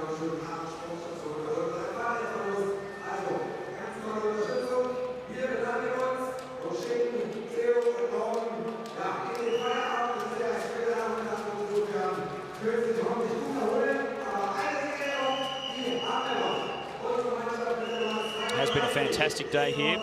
Sunday in Berlin was family day. So many kids. We had the jumping castle in the middle, and perhaps the next generation of six-day riders being inspired by coming along.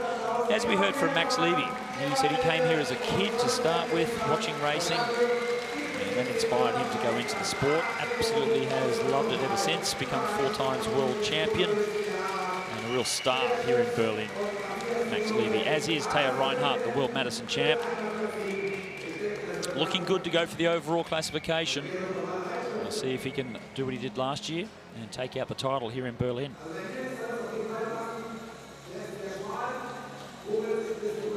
Combining very well with Morgan Kaniewski, but it's still those top 4 teams that really have been just, as we heard there from Morgan, just looking in each other's eyes, so neutralising each other as much as they possibly can. But the top 3 have gone over the 300-point mark, so the extra 100 laps gained, so that's another bonus lap for them. So Andreas Graf and Andreas Muller, they've got 19 points before they join them up on the lead lap as well, once they get another bonus lap. And that's moved the teams from 5th further down to 6 laps further back. So still the same 4 teams right up in the mix. And Mark Hester did a lot of hard work in that one. He's with Matt. Mark, well, about 12 laps to go in that final Madison. It was you and Oliver against Moreno and Wim, and then suddenly Team 1 came through and darted away, and they've taken the lead with you in 2nd place. So everything changes so quickly. Yeah, as I said before, we are 4 teams battling it out, and when Wim was going, he went really strong. And I'd rather actually sacrifice the win of the chase than losing a lap to 2 strong riders like Wim and Moreno. So that was a quick decision to keep it equal, and then let those extra 5 points go for the chase win. That was more important for the big picture to at least stay level on the laps. You know, it's interesting, you ride with such cold blood and such, you know, such heated legs. But after 4 days, how significant is it that Team 1, Teo and Morgan, are leading now? Yeah, they've had some pretty clever wins. It's not for fun that Theo is double world champion, Morgan is 3-4 times world champion. I mean, some pretty tough guys we're up against. So we have to take it day by day, race by race, and as I said before, we need to get as good a position as possible before the final chase on Tuesday, and then everything can happen. So that's what we're aiming for. Mark, fabulous stuff. Well done, Mark Hester. Thank you. Thank you. Making the decision to keep themselves in contention for the overall rather than go for the actual Madison win. It's a smart move that comes from experience, and Mark Hester has an enormous amount of that. This is the schedule coming up for day 5. So still plenty of racing to come over the next couple of days. The women's sprinters are back for 3 days of competition. We saw how Emma Hinze was certainly the fastest here today, winning all 3 events. 30-minute Madison chase for the lads to kick things off for them before Max Levy and co come out for the men's sprints. We'll see that backed up by the women's sprint finals. Team elimination, as we see every night, it's a tough one, and they'll be going for it again. Sprinters back on board, the time trials, 60-lap Derny final. So it's the time for the Derny finals, and a little bit longer for them. We finish off with a 30-minute Madison for tomorrow. So the 45-minute Madison chase, a little bit shorter than what we saw today. 30 minutes will be the one for our Elite Madison riders tomorrow night to finish off the next night of competition. It's going to be a tough one. It was a fantastic day here for the family day, though, and we're looking forward to the next big day of competition coming.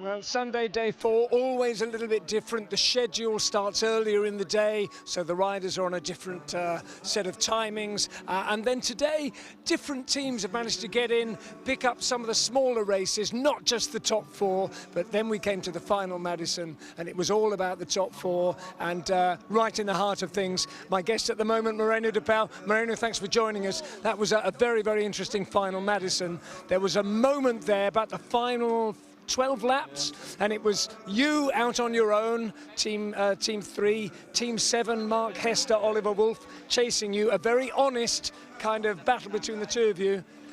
And then team 1 come through and they steal it. What was going on there? Yeah, women I tried in the final, with the final attack. In the end, we maybe should have waited for our sprint. I think we can rely on our sprint, but yeah, we wanted to try something else with a final attack. Maybe take another lap, you never know. But like you say, Mark and Oliver Wolf start chasing us, and we just went full until the end.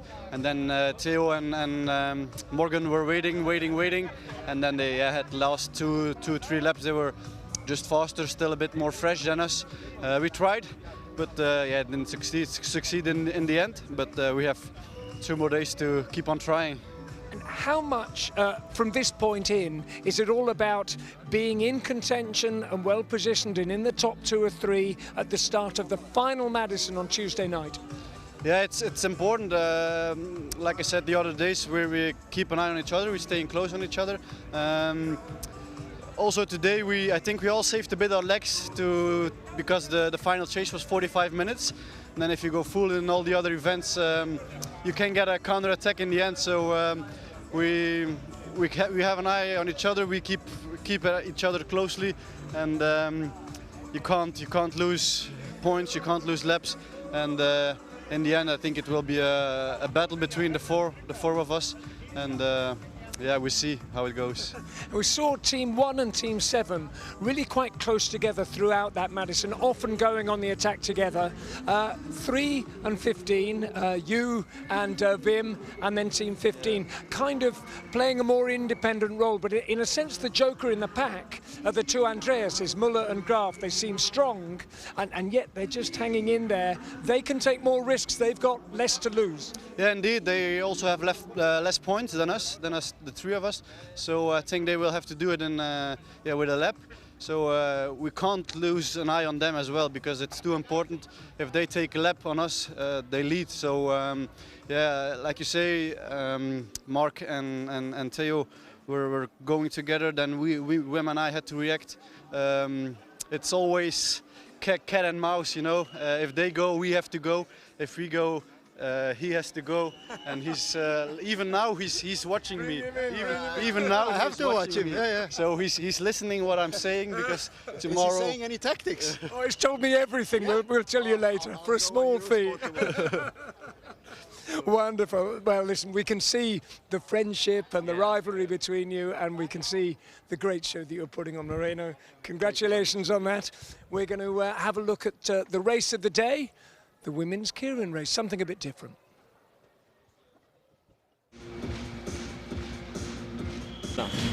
So Emma Hinze is the fastest. We saw that in the time trial, also in the sprint as well. What sort of tactics are the riders thinking about here? They know that Emma's the quickest. How do they beat her? Well, I think if you want to do something, you need to surprise her. I'm just wondering they don't change positions behind the Derny. But yeah, Miriam will do a smart move from the front. She needs to get some gap in between. So let's see. But you see, the race is really slow because everybody's watching for Emma Hinze. Well, the fact that Miriam Velter hasn't been training for a couple of months, she doesn't want to go too soon. It's going to be a long way to the finish. Maybe if she can take this wheel, that would be a great chance to have a good result. Nikola Sibiak it is, the 19-year-old from Poland, and the gap has really opened up as well. So Miriam Velter up onto the wheel of Sibiak. This is a pretty good situation for Miriam, if she could come back in the end. This could be a winning move for Miriam Velter in particular. Emma Hinze is starting to make a move, but it's only 1 lap to go, so Miriam Velter... Still a long way, but look at this, look at the speed. Wow. So Velter in second position. Here comes Emma Hinze in the pink colours. She was the fastest in the qualifying time trial. She won the sprint, and she won the keirin as well. That was awesome. Well, with the World Championships on this track in only 4 weeks' time, great preparation for Emma Hinze. She has some incredible speed. She was the best of the women's sprinters today, winning all 3 of the competitions, and we'll see them come out for the next couple of nights as well. Joined by Stephen Hall. It's the 26th of January, which of course is Australia Day, so an opportunity for us to celebrate our nation. And you had a points race win today, so that was good for you. Yeah, it was great to get a win in general, let alone on Australia Day. That was extra special. And it's a big day back home. Always a great time, a nice party, really great weather back home as well. A little bit different to here. So to get a win today was great. Yeah. Well, it is winter here in Berlin, so we're not expecting too much great weather, are we? But hey, we finished off with a 45-minute Madison chase, straight off the back of a team elimination. Pretty tough way to finish off a Sunday. Yeah, a bit of an earlier program as well, so that really hurt. The fatigue's kind of really adding up now, and there's a lot of sore guys out there, and we've still got 2 days to go. So that was a tough one there, 45 minutes. It seemed like it went quick, but my legs definitely felt that, absolutely. And fatigue really will be starting to play a big role now. We've had so many races, and we've still got a couple of days to come. Are you seeing that? You're feeling that in the peloton, that riders that may have felt or looked strong on the first day just starting to weaken a little bit? Yeah, suddenly just the small gaps start opening up, and day 1, day 2, you don't worry about it, but now you really worry that the guy in front of you might lose the wheel, and that could be the difference between actually losing a lap. So definitely you can feel it, and there's some guys getting tired out there, and then also the top rises, also. So it's getting exciting. But for you personally, you've been riding a couple of the 6 days now over the last couple of years, really trying to crack in and become a regular in the 6-day series and 6-day season in particular. You're enjoying yourself, enjoying racing your bike? Yeah, absolutely. The Europeans, they're so brilliant at Madison's, and as Australians, we only get a couple of opportunities. We have Bendigo and the Australian Championships, and we don't grow up with the UV Cups and these kind of things, so we're constantly learning, whereas the Europeans, it just seems second nature. So I'm really loving, I'm learning every time I do it, but getting a little bit better and better, and hopefully, become a regular in the series. Oh, well, absolutely. Well, Stephen Hall on Australia Day, the 26th of January. But we are in Berlin for the Berlin 6 Day. It's the second round of the International 6-Day Series. We've still got a couple of big days to come, and it's certainly going to be fantastic, that's for sure, over the next couple of days. So what's coming up on the second last day of racing? We have the women's sprinters back on the track once more. Emma Hinze, I'm not sure if anyone can beat her. She was so dominant here, winning all 3 races. A 30-minute Madison chase to kick things off for the elite men. Big sprinters come back with Max Levy, who just lives down the road. This is his home track. And the sprinters back-to-back with the males back into the females as well. And then team elimination comes up after that. We've got the first of the Derny finals, so the B final over 60 laps, 20 laps longer than what we've seen so far. And then the Kirins for both the men and the women before we have the final men's Madison chase to finish off the penultimate day of racing. 30 minutes to finish things off after day 5. And then, of course, the final massive big race to come. So good luck to you, Steve, for the next couple of days. Great to celebrate Australia Day, even if we are over here in Germany. We look forward to all the action over the next couple of days. Make sure you can join us.